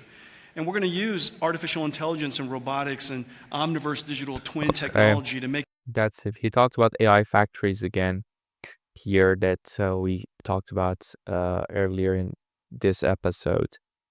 Of course, Trump's leadership is the key aspect, and of course, encouragement to make things. We're living through the biggest tech AI revolution in history. Don't just observe it, be part of it. Subscribe my YouTube channel. Also follow me on Instagram to stay ahead. The US domestically long-term plan. That's why he put tariffs on other countries as well. Speaking of tariffs, I think there's another video depot. Jensen talking about tariff, AI diffusion rules, China competition. Let's have a look on that video. Depot, please pull that up. Let's see. Is your investment of $500 billion into the United States what the president calls an investment, or are you just trying to produce $500 billion worth of... In order to produce $500 billion worth of AI infrastructure requires enormous amounts of investment from a lot of different partners. And so we've brought on shore many partners to help us do that. And we're going to have to build our own factories in order to do that. What's your message and conversation going to be like today with the president when it comes to tariffs? I'm going to count on the fact that the administration has a good plan, and from our perspective, we would like to have policies that support and help accelerate the development of artificial intelligence in this new industry. Do you think they're going to have an edit of the diffusion rule that was under the Biden administration, basically placing all these different countries in different buckets?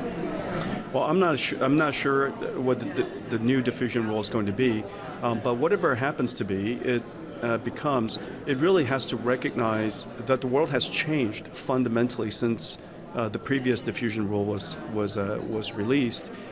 We need to accelerate the diffusion of American AI technology around the world.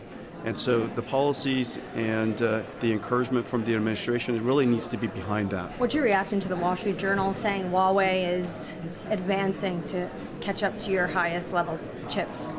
There's no question that Huawei is one of the most formidable technology companies in the world. And they're incredible in computing, they're incredible in networking technology and software capabilities, all of the essential capabilities to advance AI, and they've made enormous progress in the last several years. Whatever policy the administration puts together really should enable us to accelerate the development of AI, enable us to compete on a global stage. How far, can I just one more, like how far behind do you think China is? China is not behind.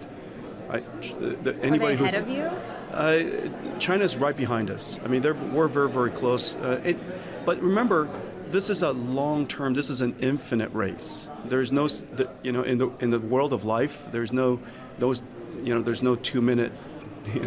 End of the quarter. There's no such thing, and so we're going to compete. It's like a marathon. And just remember that this is a country with great will, and they have great technical capabilities. 50% of the world's AI researchers are Chinese, and so this is an industry that we will have to compete for. Wow. 50% of great engineers and AI researchers are Chinese. What a great hub of talents. Also, I think Nvidia is trying to build lower cost AI chips specifically for the Chinese market because of US chip restrictions and diffusion law. So let's see what happens on this one. Okay, the next story I want to talk about is basically road to AGI and expert predictions in 2025. So how close are we really to the concept of artificial general intelligence, which is very subjective, like different people, different experts try to describe it and define it in different ways. Some say 2 years, some say never, which I think is very low to say never now, but Some say 10 years like Demis Hassabis, and some say maybe 2-3 decades. Some say 1-2 year. Maybe Elon, I think, is saying 2 year, end of 2027, 2028. So the first video I'm going to see is from Eric Schmidt. But before seeing that, I think Meta Shiv talks about the fact that we have to let the Gen AI, the generative AI, go and focus on the future and quantum mechanics to be able to use the real applications of AI in real world, not just focusing on generating AI. Of course, this is a tremendous tool we're using now, and we're seeing the progress exceptionally fast in this AI revolution. But I think we have to let Gen AI go, and we have to progress to quantum mechanics, which would be a feature of AI in the converging point between quantum computing and AI. So the first video we're going to see, Deepo, is from Eric Schmidt. Let's have a look on what he's trying to say. Eric Schmidt, let's see. In the next year or two, we're going to have breakthrough super programmers, that is AI systems that are programmers, and we're probably going to have breakthrough AI mathematicians. Why? There are many, many areas that people are pursuing, but in software, it's essentially, they're called scale-free. If you're doing software, you can just keep making more software. You don't need to go consult something. And furthermore, you can run the software and you get a signal as to whether it works. So you try, you learn it, you're done. You try, learn something new. Try, learn something new. These computers are supercomputers that can do that in small numbers of minutes. And you have a polymath programmer. So much for my job. For a mathematician, the same is true because both mathematics and programming have a small number of language items and a clear objective function. And these systems that you hear about are built around next word prediction. Wow, that's it. It's simpler. That's it, Deepa. So we are going to have super programmers in AI mathematics in the next 1 to 2 years. So Eric Schmidt said that. I think there is the next video on Joe Rogan, and I think there's a comedian. I don't know his name. I have seen some stand-up comedy.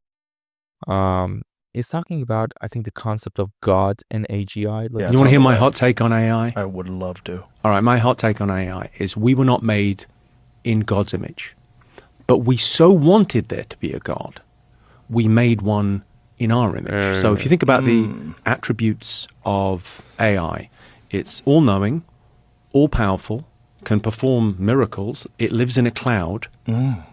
Sorry, is that God or AI? Wow.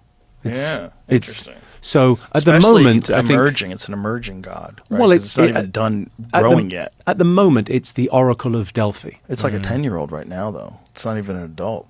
Yeah. Wow. It's all-knowing. It's super powerful, and it lives in the cloud. Oh, I love that. Maybe. Wow, what an ideology. I mean, come on.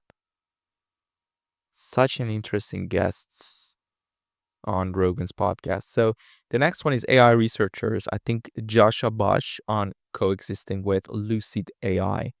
Let's have a look on that video, Deepo. Pull that up, please. I'm not optimistic or pessimistic. I'm amazed. Right? I'm sitting there and I'm observing what's happening and I'm completely fascinated. And that is the dominant perspective. When I was young, was born in 1973, I read the Club of Rome report on the limits to growth, and I had the same experiences as Greta Thunberg has today. And I did my grieving. And I felt maybe I only have a few generations left in this comfortable civilization before it crashes. And now it turns out there's a possibility that we create something that makes everything unknown, that opens the future up again into something that we absolutely cannot predict. That is really fascinating. And of course, this has room for optimism, and this optimism might be unfounded. I also think that if we can get to the point where we build systems that are not just replicating text or replicating images that it has already seen, but we are building systems that reason about the world themselves and understand what they are and wake up in the same way as we are. We might be creating something that is more lucid than us, that is more competent than us of making sense of reality. And we cannot align this by coercing it or manipulating it. The only way that we can coexist with it is if it loves us. And I think that means, this might sound very weird and esoteric, that we need to understand what sacredness, what love is, and build machines that are capable of dealing with it and interacting with us in this way.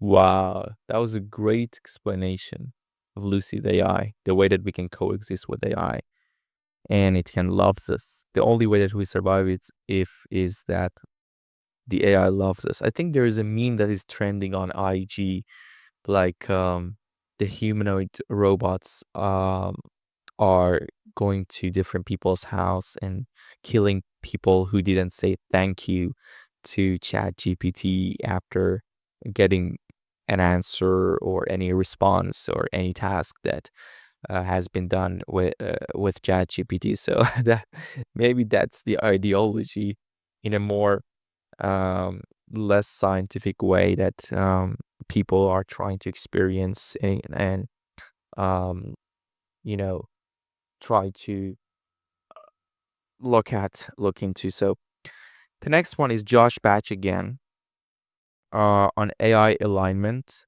I think let's have a look. I think the present AI cannot solve the alignment problem because the present AI is basically completing texts based on the text that it has seen on the internet and a generalization over this. And it's questionable that the texts on the internet were all written with the desire to produce the best possible outcome. They were reflecting what people are thinking and doing. And people are not aligned. People have not solved the alignment problem for themselves. Our societies are inherently unaligned. Most people don't know what their values even mean. Values are something that you profess to make yourself look good in public for most people. Most people are not able to really deeply explain and justify their values and argue about their values. When people have different systems of values, they can usually not sit down and align themselves. We don't have that ability, right? And so if we pretend this is always the case and these nice pretensions that we have our values can be translated into AI, creating a bunch of well-intentioned sociologists and overriding what the model has learned from reality, it's probably not going to work. It's making these systems worse, not better. Wow. So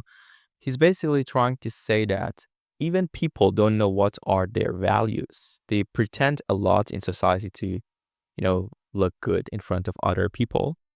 They have different values, core values, so they're not aligned with one another. And the structure of a society is not aligned. So how can AI solve alignment problem when the data that AI is being trained on is produced from some people and human beings and a civilization which is not aligned? So what an interesting point of view. Wow, what a genius criticality to this context. So the next one is Max Tegmark vision on BCI, so brain computer interface, something like Neuralink. I think even Ray Kurzweil talked about nanobots and the fact that we can be survived and we can be revived by nanobots, so there is no point of dying. Dying is not an option in the future anymore. I have a little problem with longevity because, longevity can lead to the ossification of ideas and society because most people just, they don't change their ideas, they don't evolve and adapt themselves with the society. They just die and new people, a new generation comes. That's when change happens. Maybe that's why I'm not a big fan of longevity, but maybe this is a side effect that is going to happen anyway, and it's inevitable when we are trying to progress and we want to advance this technology to whatever point we can to reach the true potential of itself. So the video of Max Tegmark on BCI, Deepo, please pull that video up for audience. Let's have a look on that one. So when I think about what is the idealized brain-computer interface, the one that would really solve a lot of these problems, the thing I think of, if you've seen the Avatar movies, is this thing. It's a big externalized cranial nerve. So all of the information that flows in or out of the brain goes through a relatively small number of wires. There are 12 cranial nerves. The optic nerve is nerve 2. The vestibulocochlear nerve that carries hearing and balance is nerve 8. Then you've got 31 spinal nerves that connect out to the muscle. And so when we think about our retinal prosthesis, what we really see is a nerve 2 interface. The question is, like, could you grow a 13th cranial nerve that has kind of interhemispheric class bandwidth, like the bandwidth that connects the two hemispheres, this fiber bundle called the corpus callosum? Could you have a branch of that comes out and gives you a USB cable at the end? This was an idea that I had back in college, but really was beyond the field, like all of our collective ability to build at the time. But the idea that we had is, what if we, instead of placing something into the brain, we load an electronic device with heavily engineered neurons, stem cell derived neurons, embed them in a hydrogel so that the cells don't go anywhere, and then engraft the wet side of this into the brain. So there's no sterile injury to the brain. We don't place any electrical or mechanical parts. The only thing that penetrates into the brain are the biological processes of these graft cells. But at the far end, you get chemical synapses. And so we can activate these cells optically to fire them selectively. They grow both axons and dendrites, so we can get input and output, and we can record from them electrically. So the optical stim and electrical record allows us to avoid crosstalk, so we can drive all of them at once. And this is a cool device because you can easily make 100,000 electrode device because you're much closer to the cells, so you can have much tighter electrode pitch. You can load that with 1 million neurons, and when that grows in, you'll get 1 billion synapses throughout huge areas of cortex. Biological USB port for your brain inspired by Avatar. I mean, BCI. Would you take BCI? I mean, we have to take BCI. Otherwise, we're going to, be left behind. I mean, the speed of input for taking the input and tokens with regard to, information for humans is too slow. So the robot is going to be bored. The robot can't keep up with your words. You know what I mean? So ultimately, I think we have to take it. The next video, Depot, is on. I said the next video, Elon.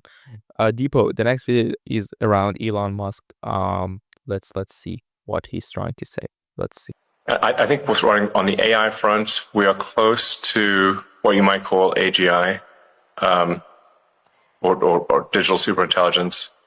Right. I think we are seeing an explosion in digital superintelligence here. And then we've got at Tesla we'll be launching unsupervised autonomy, basically self-driving cars with no one in them, in Austin next month. So it's a big year for sure. Digital superintelligence is close, according to Elon Musk. So I think the next video is on Demis Hassabis talking about the implication of AI in healthcare and drug discovery. He won a Nobel Prize around this, so it's obvious that he's going to talk about this as well. So let's see what he has. And obviously, the main reason I was interested in doing protein folding was to accelerate drug discovery, and we spun out a company, a sister company called Isomorphic Labs, that actually is developing other technologies around AlphaFold and the newer versions of AlphaFold to actually start. Not only do you understand the structure of a protein, but then you could design a drug compound to bind to the right part of the protein surface once you understand what its structure, what its function is, and that's the beginning of understanding disease and maybe trying to cure some of these terrible diseases. And we're working on, cancers and cardiovascular diseases, all sorts of things, more than a dozen drug programs. And one day, I hope, we'll be able to reduce drug discovery down from taking like 10 years on average to go from understanding a target to having a drug in the clinic to, maybe a matter of months, perhaps even weeks, just like we did with the protein structures. Wow. Imagine that drug discovery is going to be optimized by quantum computing as well. Revolutionary. So the next one is I think the next one is a tweet on AGI predictions from leaders. It's a screenshot from X, so please pull that screenshot up. How AGI will be achieved according to the AI Lab CEOs. Sam Altman saying AGI through text prediction, Elon AGI through spatial prediction, Demis Hassabis AGI through mathematics, physics, biology, and visual prediction, and Ilya Sutskever AGI through an unknown method. So these are all the predictions? And let me know, do you think we're going to reach AGI in the next 2 years, 10 years, or 20 years? Leave a comment on that one as well. So the last two story, and then we're going to go to part 2 of this podcast. There is an article regarding AI danger, the Compton Constant by Max Tegmark, which is truly revolutionary. So Max Tegmark wants to mathematically measure the danger of AI. Escaping our control sounds paranoid, maybe not. Let's explore the Compton Constant theory. So MIT physicist and AI safety advocate Max Tegmark, who wrote Life 3.0, one of my favorite books. I think I have it here, or I don't. Yes, I have it. Great book, Life 3.0.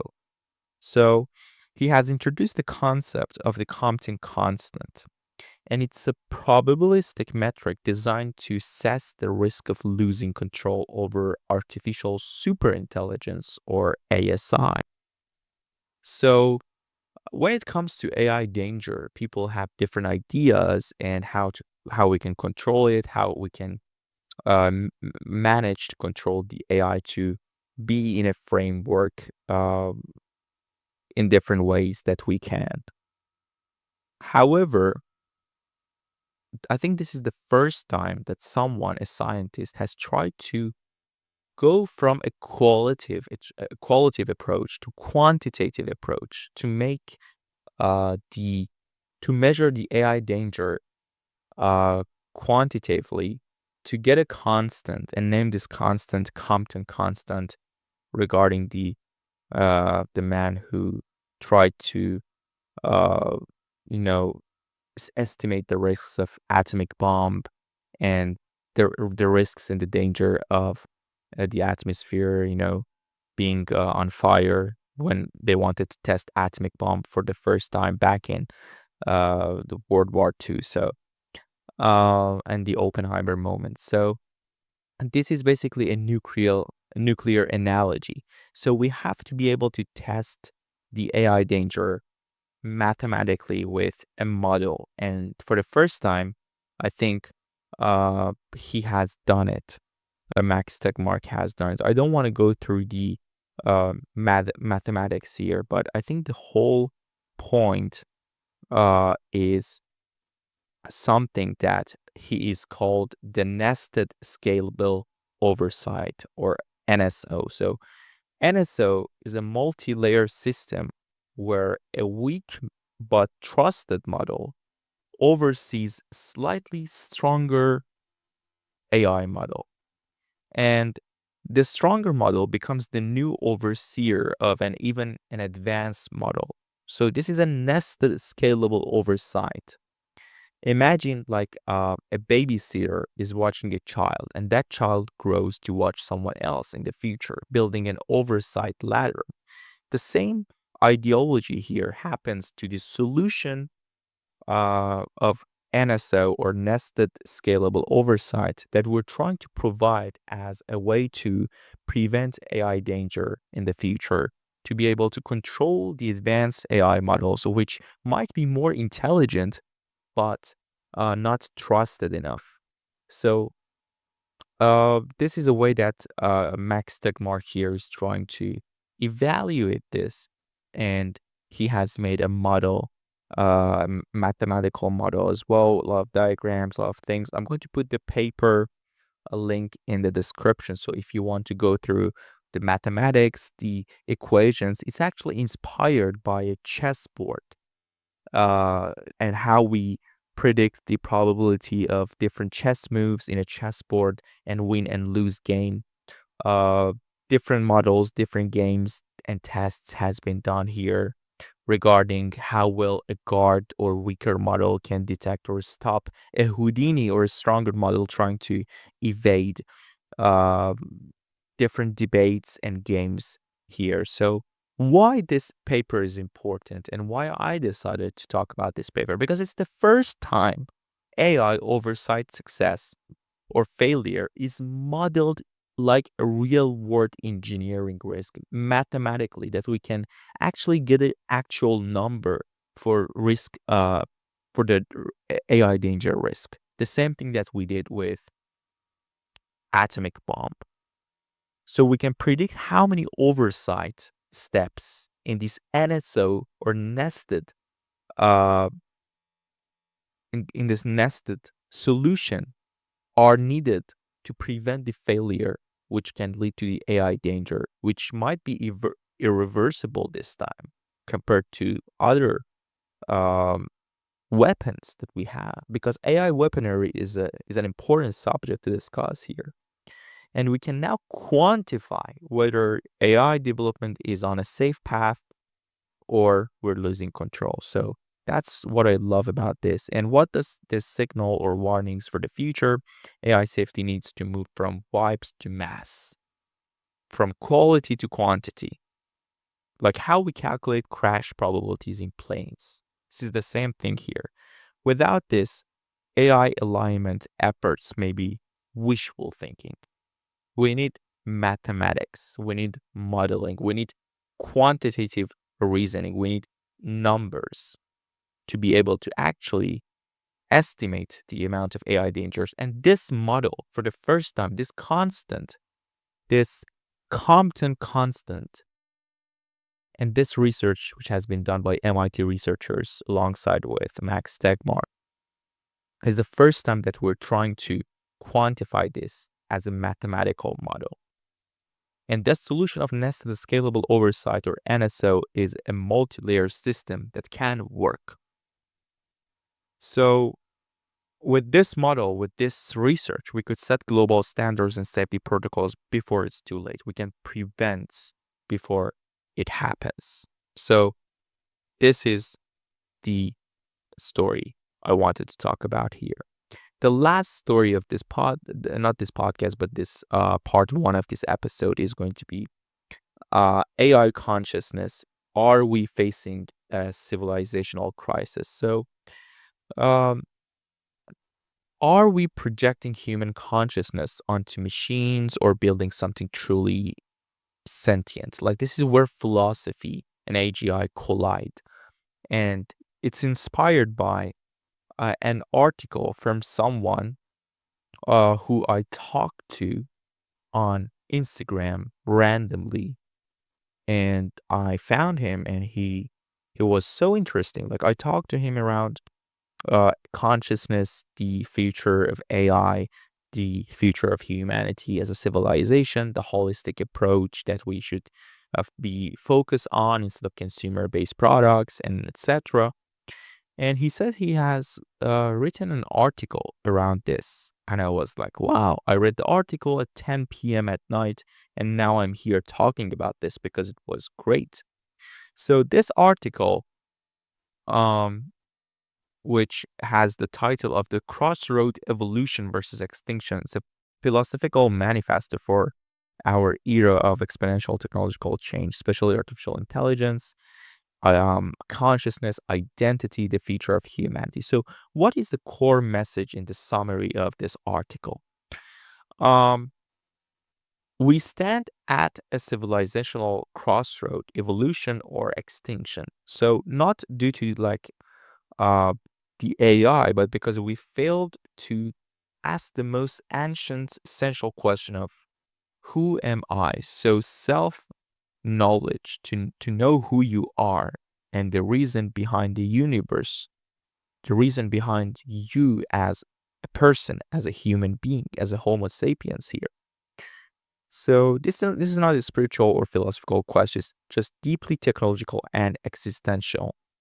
So as AI evolves beyond human intelligence, or it evolves faster than human intelligence, I would say, our failure to understand ourselves may be the very reason we don't survive this transition is the case. So the first section, I think he talks about who am I, the ignored question, and the fact that we have to know our identity and we have to be aware of ourselves, which can relate to the concept of consciousness here.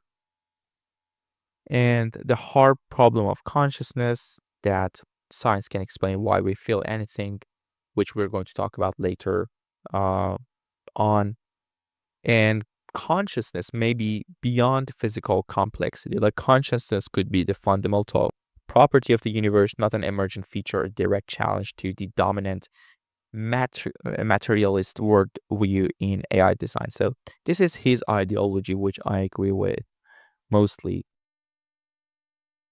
And I think there's a subjective reality here, like 8 billion lenses.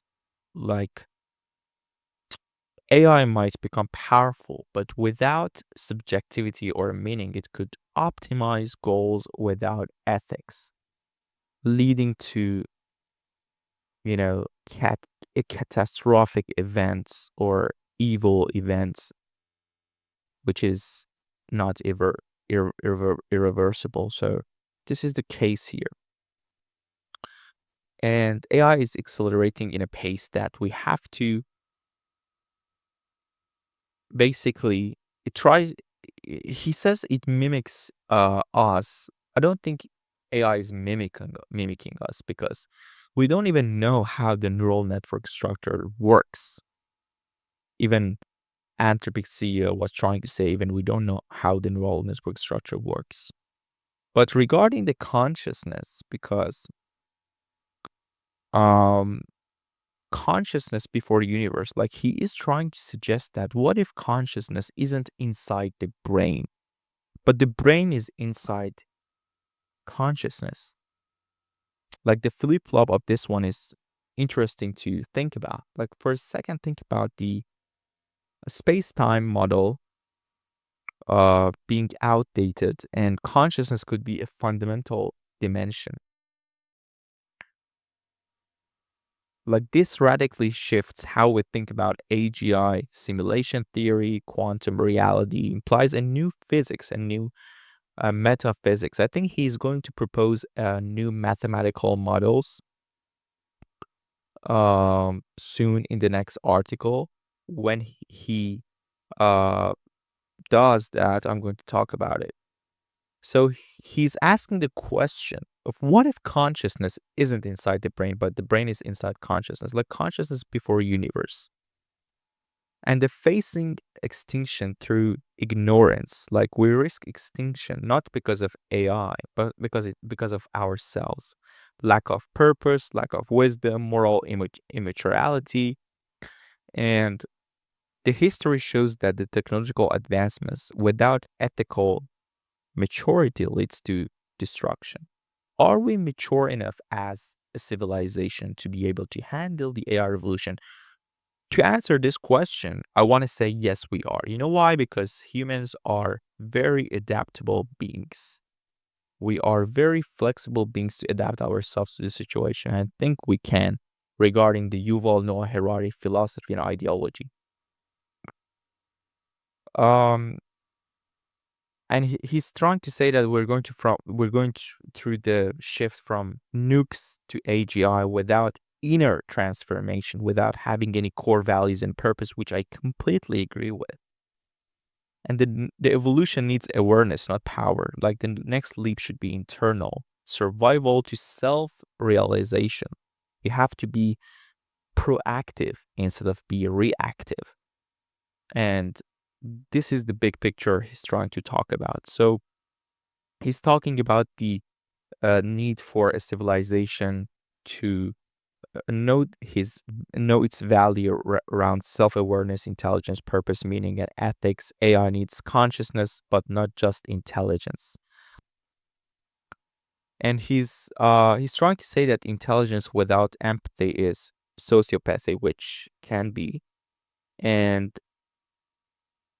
materialist science is insufficient. Civilizational suicide is a real possibility. Like if we don't ask why, maybe we build our own extinction.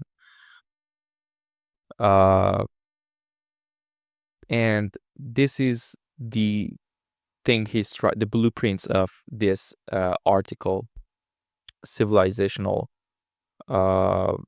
crisis, which he's trying to say here. I think the author is Dio Rajan. sorry if I'm not pronouncing your name, but Diarijan, great guy. I talked to him on Instagram.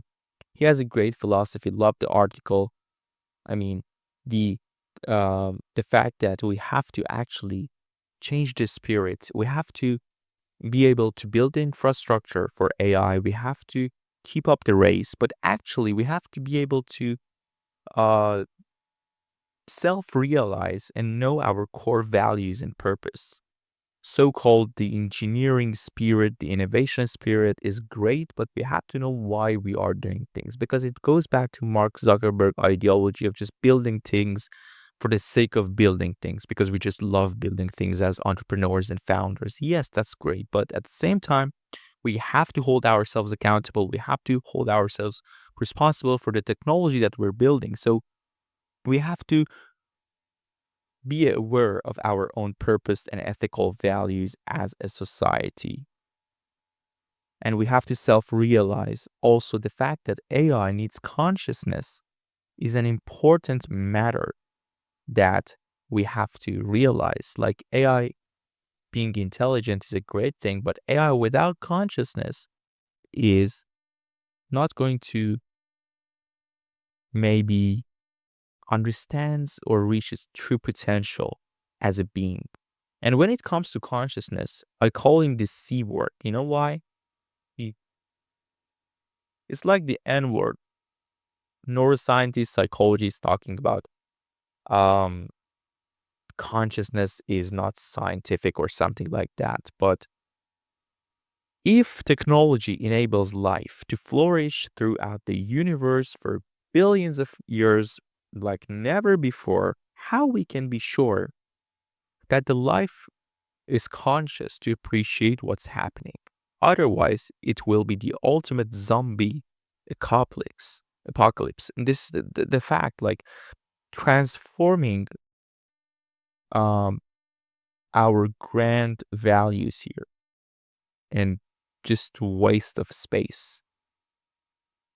But at the same time, what is consciousness? Like, how we define consciousness? In the first episode and the second episode of this podcast, I tried to explain the broad definition of intelligence and of life itself. Now, when we come to consciousness, it's a subjective experience. So we don't want to talk about self-awareness. We don't want to talk about perception. We don't want to talk about behavior. We don't want to talk about emotion. We don't want to talk about attention. Just subjective experience. That's the broad definition for consciousness. And there are 4 types of problems regarding the mystery of mind. The first one I call an easy problem, which is, how does brain process information? Like, we can test this theories we have by simulation. The pretty hard problem is, what physical properties distinguish conscious and unconscious system? Even harder problem is, how do physical properties determine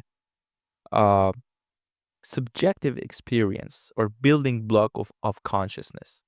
And the really hard problem here is, why is anything conscious? Why? What's the purpose of being conscious, of feeling something? This subjective experience, what's the purpose of that one?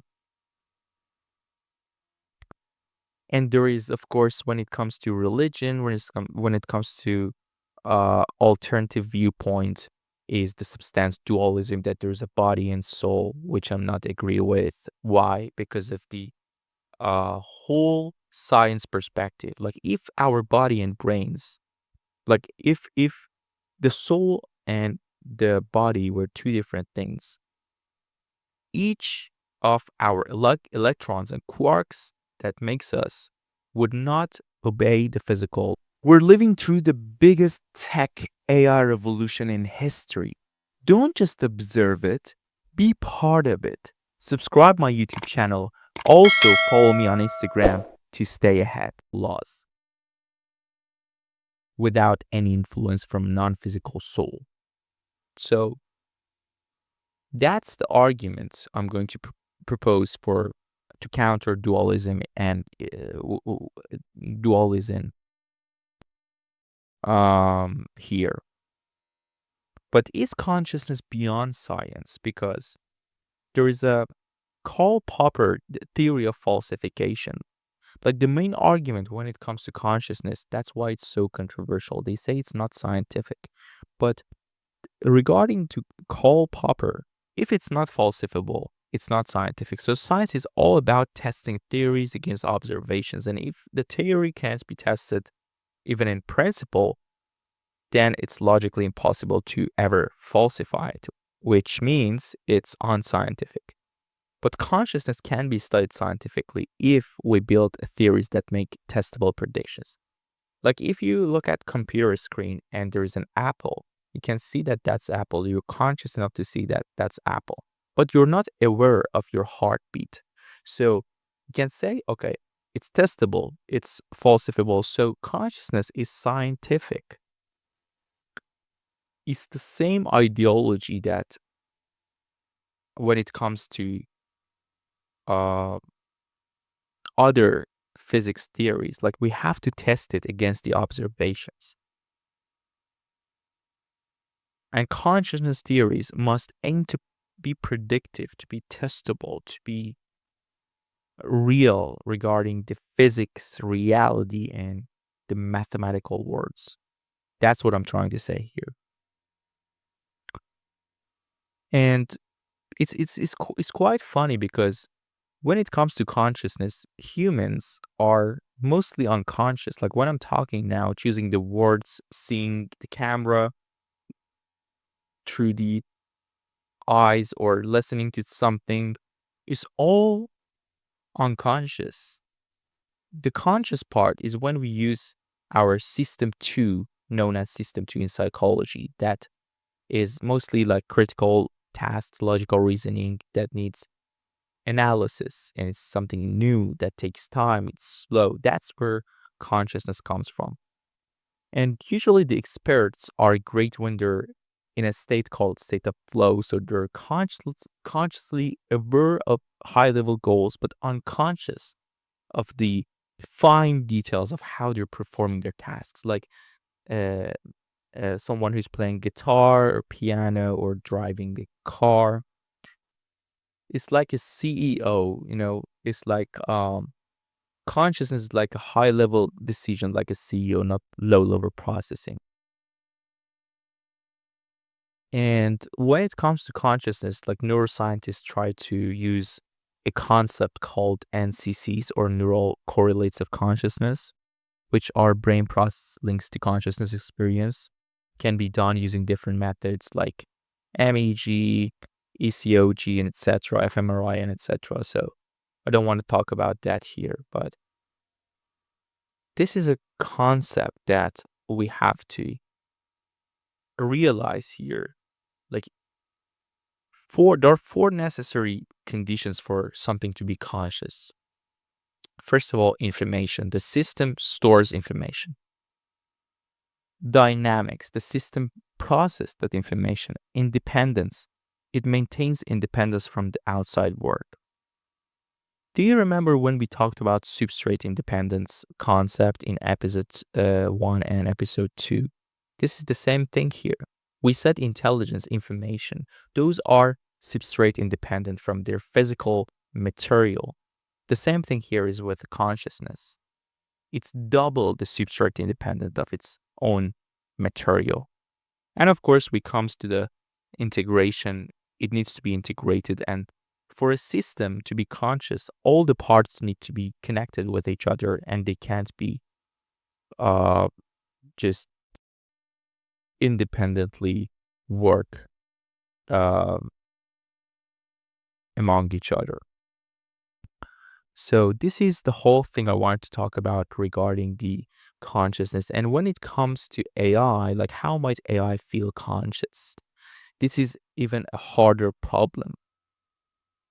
Like we have passive raw input, we have automatic processing, we have slow deliberate thinking and logical reasoning when it comes to AI agents. But are they conscious? There are some signs of consciousness that we can see, but we have to actually see what happens in the future. So I want to close this thought with the concept of free will and meaning when it comes to consciousness, because consciousness and conscious AI might feel like they have free will, even do something unpredictable that harm humans. And the question is this enough to say they have free will? Like, what is the point? What is the threshold that they have to overcome that we say they are conscious? It's truly subjective here. Even the definition of consciousness itself is truly subjective. So the meaning, the human exceptionalism, for the first time, our creative part is in danger. Our conscious part is in danger. Our intelligence is in danger. As a species, we are not the superior one. We're not going to be the superior one anymore. And I think this is the first thing in the evolutionary step. I don't know if other animals can feel that they're not superior ones. Maybe they can understand based on the facts that they observe from different sensors or something. But to truly understand you're not the number one anymore, it feels like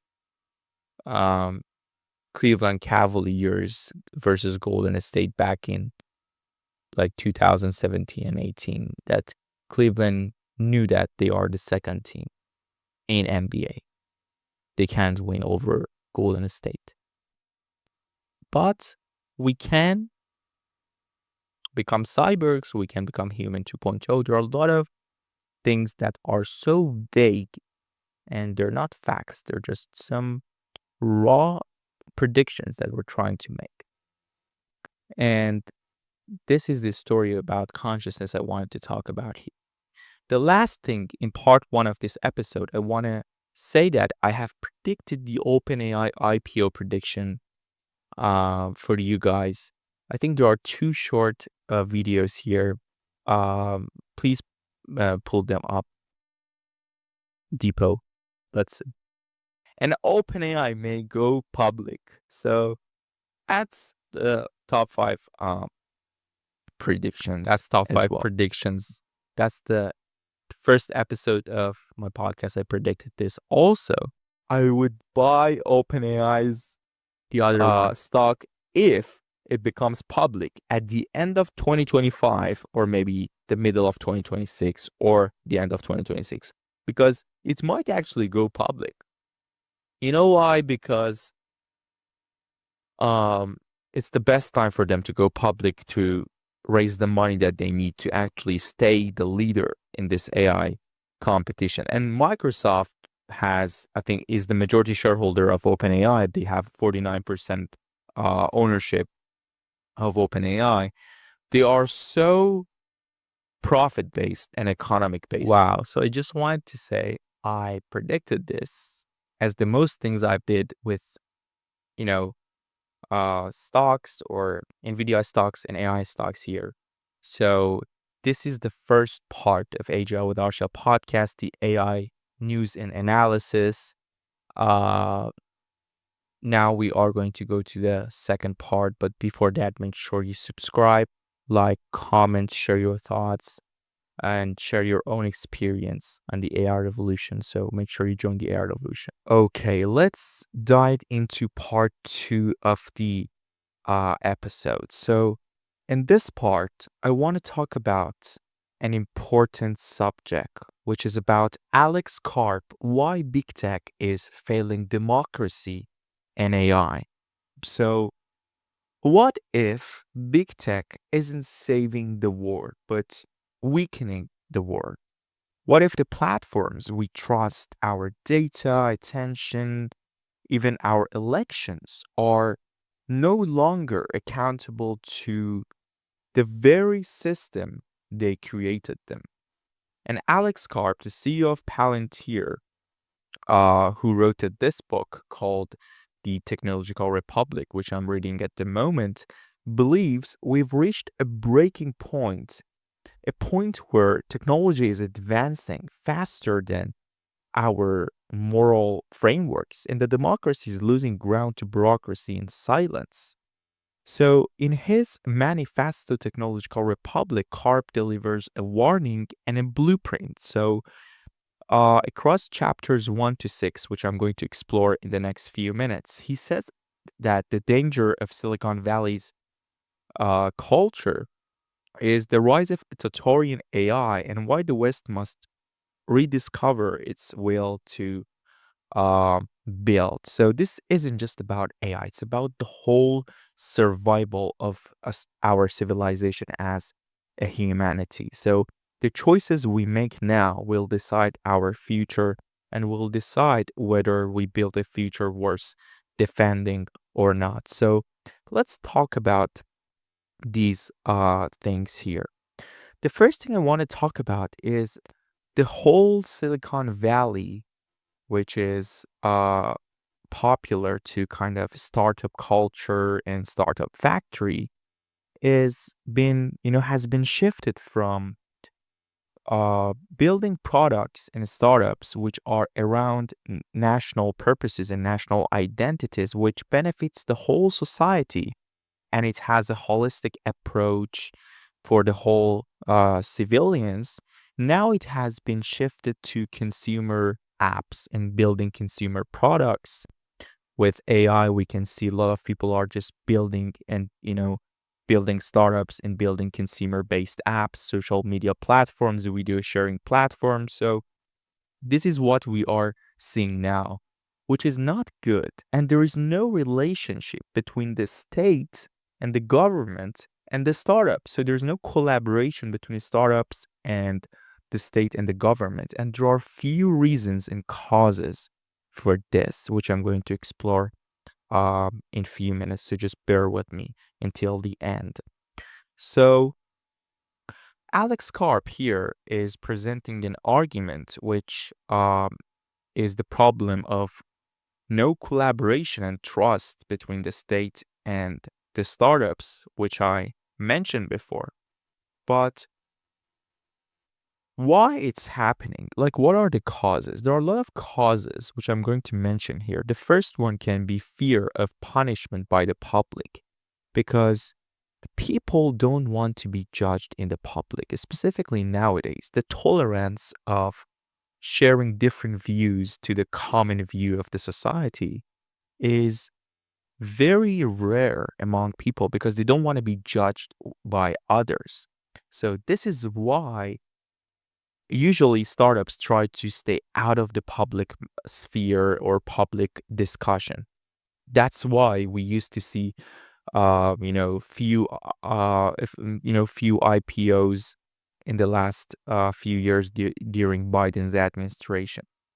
Why? Because they need to be responsible when they make their startups or company public. They have to hold themselves accountable and responsible for their public stocks. They have chairman. The whole board needs to be responsible for a public company. Even I think Elon Musk wanted to make Tesla private again back in 2018. And one of the other reasons for this is because of the overregulation and the bureaucracy and the amount of internal works an entrepreneur or a startup founder needs to do to get things done compared to past. In the past, which I'm going to explore in a few minutes, it was so easy to get things done. And the third reason can be there is no internal value or belief to share with public in a common ground. Even people doesn't have any value themselves. Like they don't have any core beliefs. They're neutral. And there is a reason behind that. So if we want to explore the history and we look at 20th century, the democratic regime had trust and credibility in a relationship with engineers and scientists, and they allowed engineers to interfere politics and legislations. But nowadays, we just see lawyers or politicians without any engineering or science background running the country, and they're involving the state and the parliament here in the UK or other places. So what's happening here? Because there used to be a lot of involvement of tech engineers in politics. And you might say, really? Yes, because I think when Donald Trump announced that Elon is going to be in cabinet regarding the Doge team, everyone was like, why a tech guy needs to be involved in government? But those people don't know history. It used to be like this. Before World War II, I think Einstein wrote a letter to President Roosevelt to let him know that they need to make an atomic bomb. Otherwise, Nazis in Germany are going to do so, and there's no mercy there.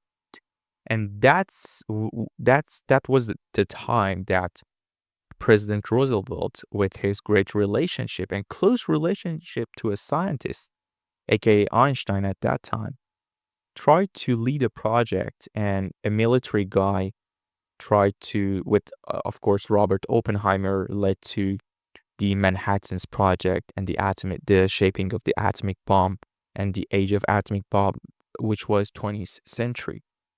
So there was a close relationship between scientists and engineers and the state and the government at that time.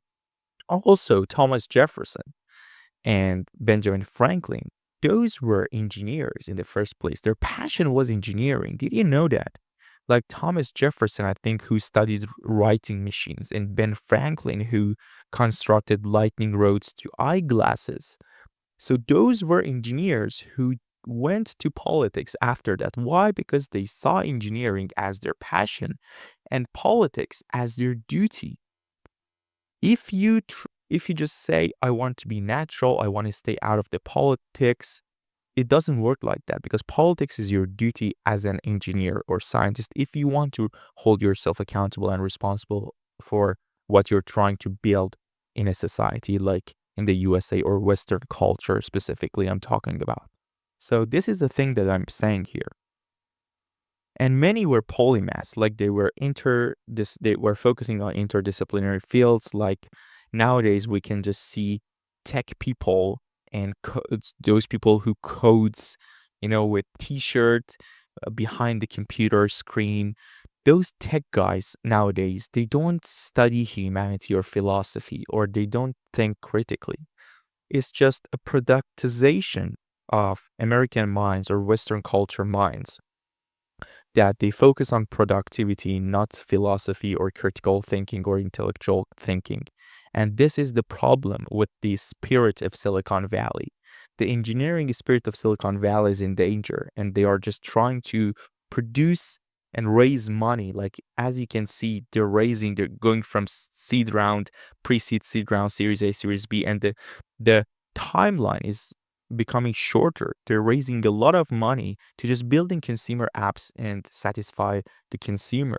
But someone like Alex Karp, who has built and founded Palantir, is trying to build something for national purposes. So the contracts are B2G. But others are trying to distance themselves from government, or I would say they used to do that during Biden's administration. But after Trump and after President Trump, we saw that someone like Sam Altman with OpenAI, Oracle, Nvidia CEO Elon, they're trying to collaborate with the government, like a Stargate project, which was, I think, $500 billion project. So this is a shift that has been done after World War II, and it was decreasing by 2024, and now it's reviving itself. So now after President Trump, I think the American spirit and the engineering spirit of Silicon Valley is trying to go back on track. However, still they are building consumer app products. Like, they're not leveraging AI to the point that we can shape the future, the medicine, the agriculture, the infrastructure, and they're just building apps, and this is a waste of talents. So this is a problem we are facing here. And the bureaucracy it used to be so low. Like I think the famous example is the release of Sputnik satellite by Soviet Union on October 1957. And US in response founded NASA in the following year. So such a quick response. If it was happening, I think today, maybe NASA is not going to be, find like in the next 5 to 10 years because of overregulation and internal works and paperwork we have to do. And it's worse here in the UK that I'm living. So the benefit of atomic age was it resulted in the longest lasting peace in history, but it had its side effects. One of the side effect is our younger generation has no experience of war in their lifetime. And you might say, wow, is it a bad thing? Like it's a peaceful moment. No, it's not a bad thing, but it has its side effects. Why? Because they don't have any relevant understanding of the urgency of the national security and purposes. They just want to build startup after startup without having any national benefit. And this is one of the side effects. So this is one of the other problems we have. Also, they don't return the favor of their capitalist culture who allowed them the opportunity to be builders in the first place, because America and Western culture is one of the cultures that allow people to be builders. Specifically in America, there are a lot of opportunities. So you have to give something in return to the state and the society as a whole. But they forget that. Engineers, I'm saying like scientists and engineers nowadays, they forget to return the favor to the capitalist culture. And maybe this is why, like, there's no trust between government and the startup founders and entrepreneurs. And maybe this is why someone like Yuval Noah Harari mentioned that in his book called Nexus. Maybe we need a dictatorial regime might be better choice. Why? Because we have to make states and startups to work together somehow. And this is a thing here. And a lot of big corps, like I think OpenAI and Microsoft back in 2019 and 2020, I think they just said they don't want to have any B2G contracts, and they just want to distance themselves from the government. Why? Because they don't want to build tech that is weaponry. But this is not a moral thing. But people think that engineers nowadays think if they say they don't want to build something which is not weaponry, they're very moral or ethical people. It's not. They're just not holding themselves accountable and responsible for something bigger than just building for the sake of building. Like this culture of building for the sake of building has been very common after Mark Zuckerberg. Who famously said that building is a great thing. You know why? Because of the sake of building. There is no reason behind it, because we just love to build as entrepreneurs and founders.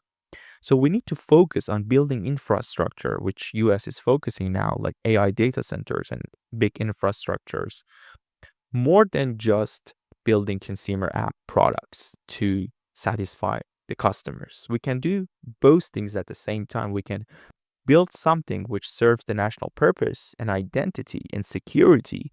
At the same time, it satisfies the customers, like B2C customers as well. So this is the point here.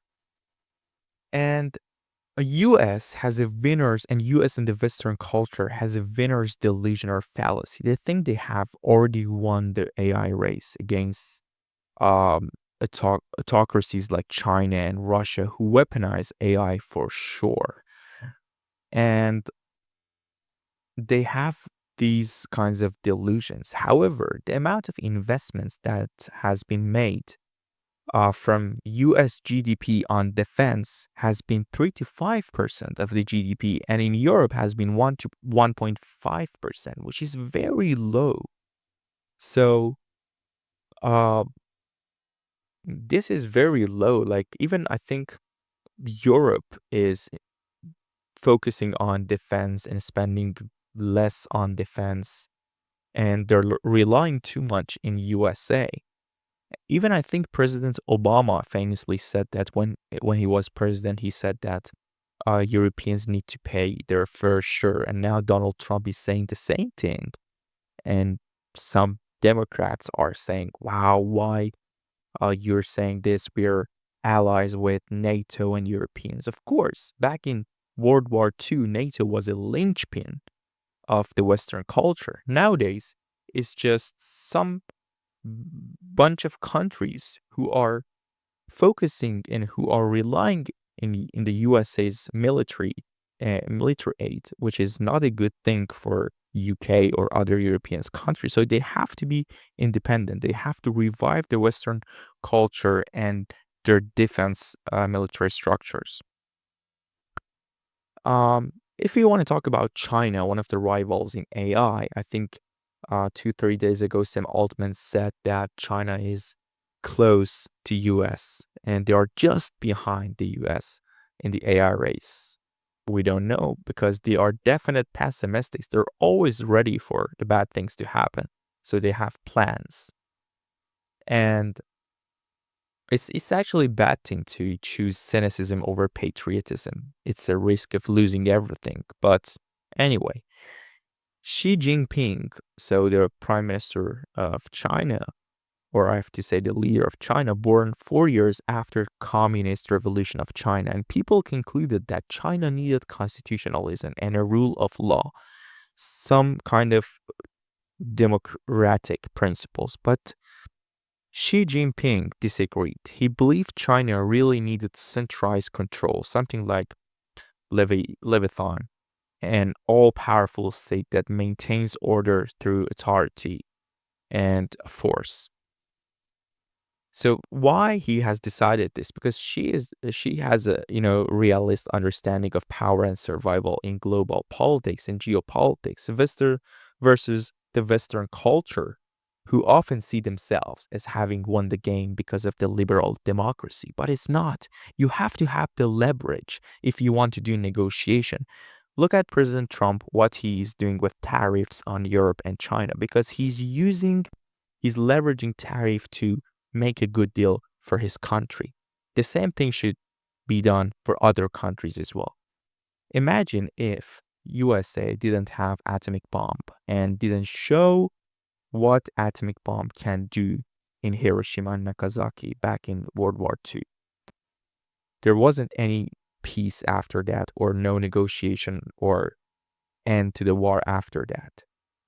This time, we have to have the power of AI to be able to negotiate internationally and globally. However, we might not test the power of AI this time because there might not be any, way back.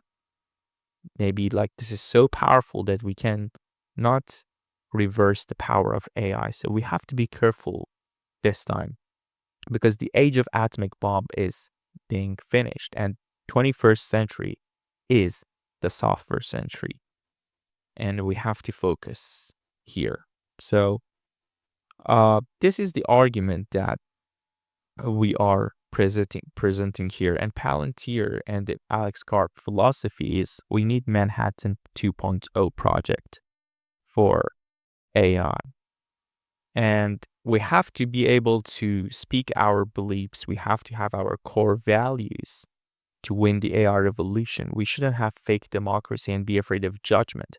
I think one of the people, the guy who I think Charlie Munger or Charlie, who is going to different universities and doing debates, he's doing a great job. You know why? Because he's trying to say that debate is normal. We have to be tolerant. Like the post-modernization and secularization has led to agnostic beliefs and agnostic entrepreneurs regarding religion, which is good because someone like Freud has viewed religion as sort of obsessive impulse. Or the German physicist, I think Max Planck, who founded quantum computing, used to say a new scientific truth doesn't rise by convincing its opponents, rather because its opponents die. And this idea regards, with longevity and ossification of society, as Elon Musk said. So tolerance of everything has led to support of nothing. So it's an agnostic culture. So this post-modernization has shifted the culture and the spirit of Silicon Valley once again. What should we do? We have to shift our view. We have to collaborate with the state. We have to trust the government, and the government needs to reduce the overregulation and bureaucracy. And of course, in the Western culture, they should invest more in startups. But the amount that they invest in startups is so low nowadays in the UK and Western culture. It's very hard to raise money here compared to the USA. So they need to increase their amounts of investments. They need to reduce the overregulation and bureaucracy. They need to welcome other people. They need to welcome engineers and scientists into politics as their duty. They need to provide opportunities, and engineers and scientists need to hold themselves accountable and responsible for what they're building. And they have to build something which serves the national purposes, national identity, and national security, not just consumer-based apps and social media and video sharing platforms. This is the takeaway. Do you trust big tech to safeguard our freedom, or is it time to build something new? Make sure that you leave a comment on this one and share your ideas. So this was the part 2 episode 5 of AGI with Arshia podcast. Let's deep dive into part 3, my favorite part, the memes, the recent memes around AI and tech. Okay, memes. The first meme, the GPUs, me asking for another Ghibli. This is so fun, man. I have generated one Ghibli style of my picture.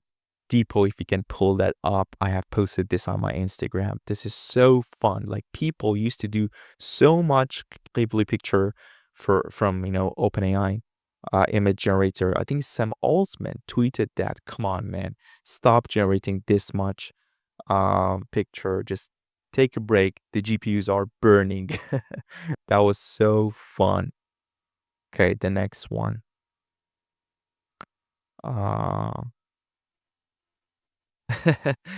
XAI X. Wow. Elon is trying to give a medal to X. So I think X Corp, because it's a holding, X Corp bought XAI, or I think that's what happened. So everything is just converged together. And it's what holdings do usually. So it's like a X Corp, or I think Nvidia Corp, I think Google Corp, or Alphabet Corp, I think. So it's the like mother corp. Vibe coding for local hobby project, vibe coding in production. Oh my God. I actually did some vibe coding to build SEO app for my YouTube channel with Replit. It was amazing to use NLP and natural language processing with the agent, with the assistant, and the whole Replit environment. So it was awesome. But at the same time, it was hard. You know why? Because there are a lot of errors when you're doing vibe coding. So you have to do a lot of prompt engineering to make it perfect. So it's not just like one shot or 2 prompts. You have to spend like 2-3 hours if you want to actually build something very something that stands out as minimum viable product, or MVP. So this is fun. Okay, next one. Oh my God, how the real ones do a morning routine. This one, algorithms. This guy has been so famous in the last 2 months because of his routine. Maybe I have to do a routine. Have you done it? Like, what is that water? But the OGs do the algorithms and start their routine with watching some guys, teaching computer science or tech on YouTube. Wow, such a funny meme. The next one. Vibe coders selling a software that doesn't work properly yet to the customer who'll pay for the development unknowingly. No one knows what's going on. Oh my God. The vibe coding thing. I actually made a video on vibe coding you can watch here if you want, on Cursor AI, Replit, and other ones like Manus AI. Okay, this one. Designers using AI to generate code. Codes using AI to generate design. Oh my God. Everyone using vibe coding now. Designers, UI, UX designers, everyone. So this one. Oh, cool. Let's check out this new framework's called Next.js. 10 pages long explanation about how to import images. My God. Musk when he open X and find all posts arguably memes by open. This is so fun, man. Like, I think he has done some image generating. I'm not sure if he has done it with Grok or he tried OpenAI. But yeah, this is so fun. Sam Altman, can y'all please chill on generating images? This is insane. Our team needs sleep. Oh my God, this was the tweet I was talking about regarding Bibli style. Those who were generating so much images, including myself, of course. And Sam was, come on, chill. GPUs are burning, a lot of computation.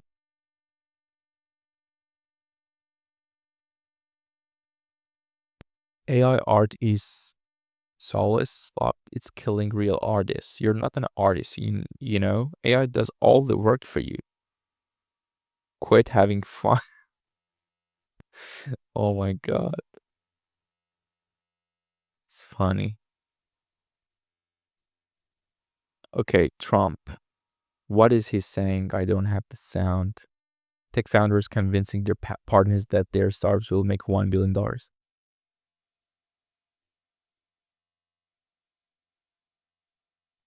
Oh my God, so funny, Trump. Donald.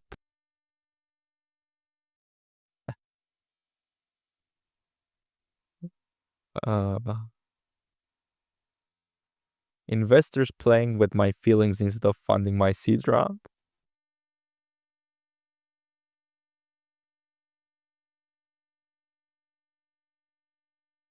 Trump's AI post offends Catholics worldwide. I think the White House posted this. Oh my God, it's so funny. And Trump said, if I wanted to be Pope, I couldn't marry Melania.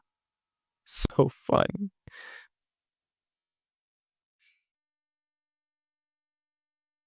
The non-technical founder when the CTO wants to go rock climbing instead of writing code. Oh my God.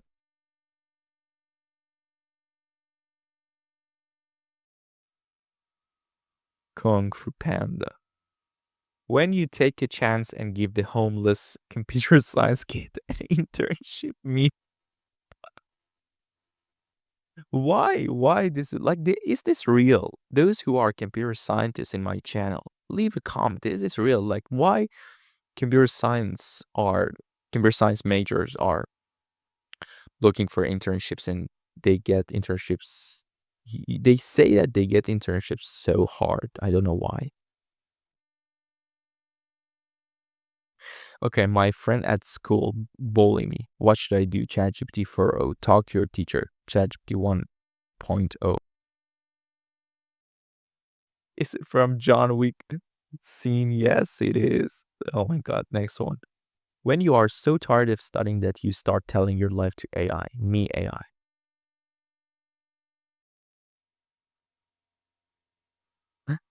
Most people use AI as their therapist. I think it was the second most used reason for AI.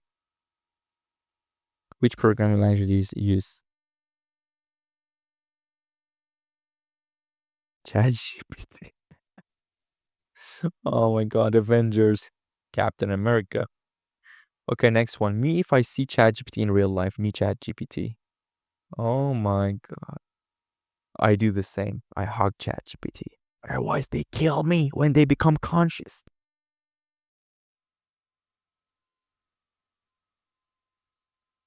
Haha, he fell in love with AI 2013. Wow. 2025, can't wait to tell ChatGPT about my day. Oh my God. This is so real. Like, can you live without ChatGPT? Like, imagine, just for a second, imagine that ChatGPT wasn't existing anymore. Could you live without an AI agent? It's hard for me to imagine, man. It's hard for me. Oh my God. And this was the last meme. Wow. The memes were great this time. So this is the end of the episode 5 of AGI With Arshia podcast.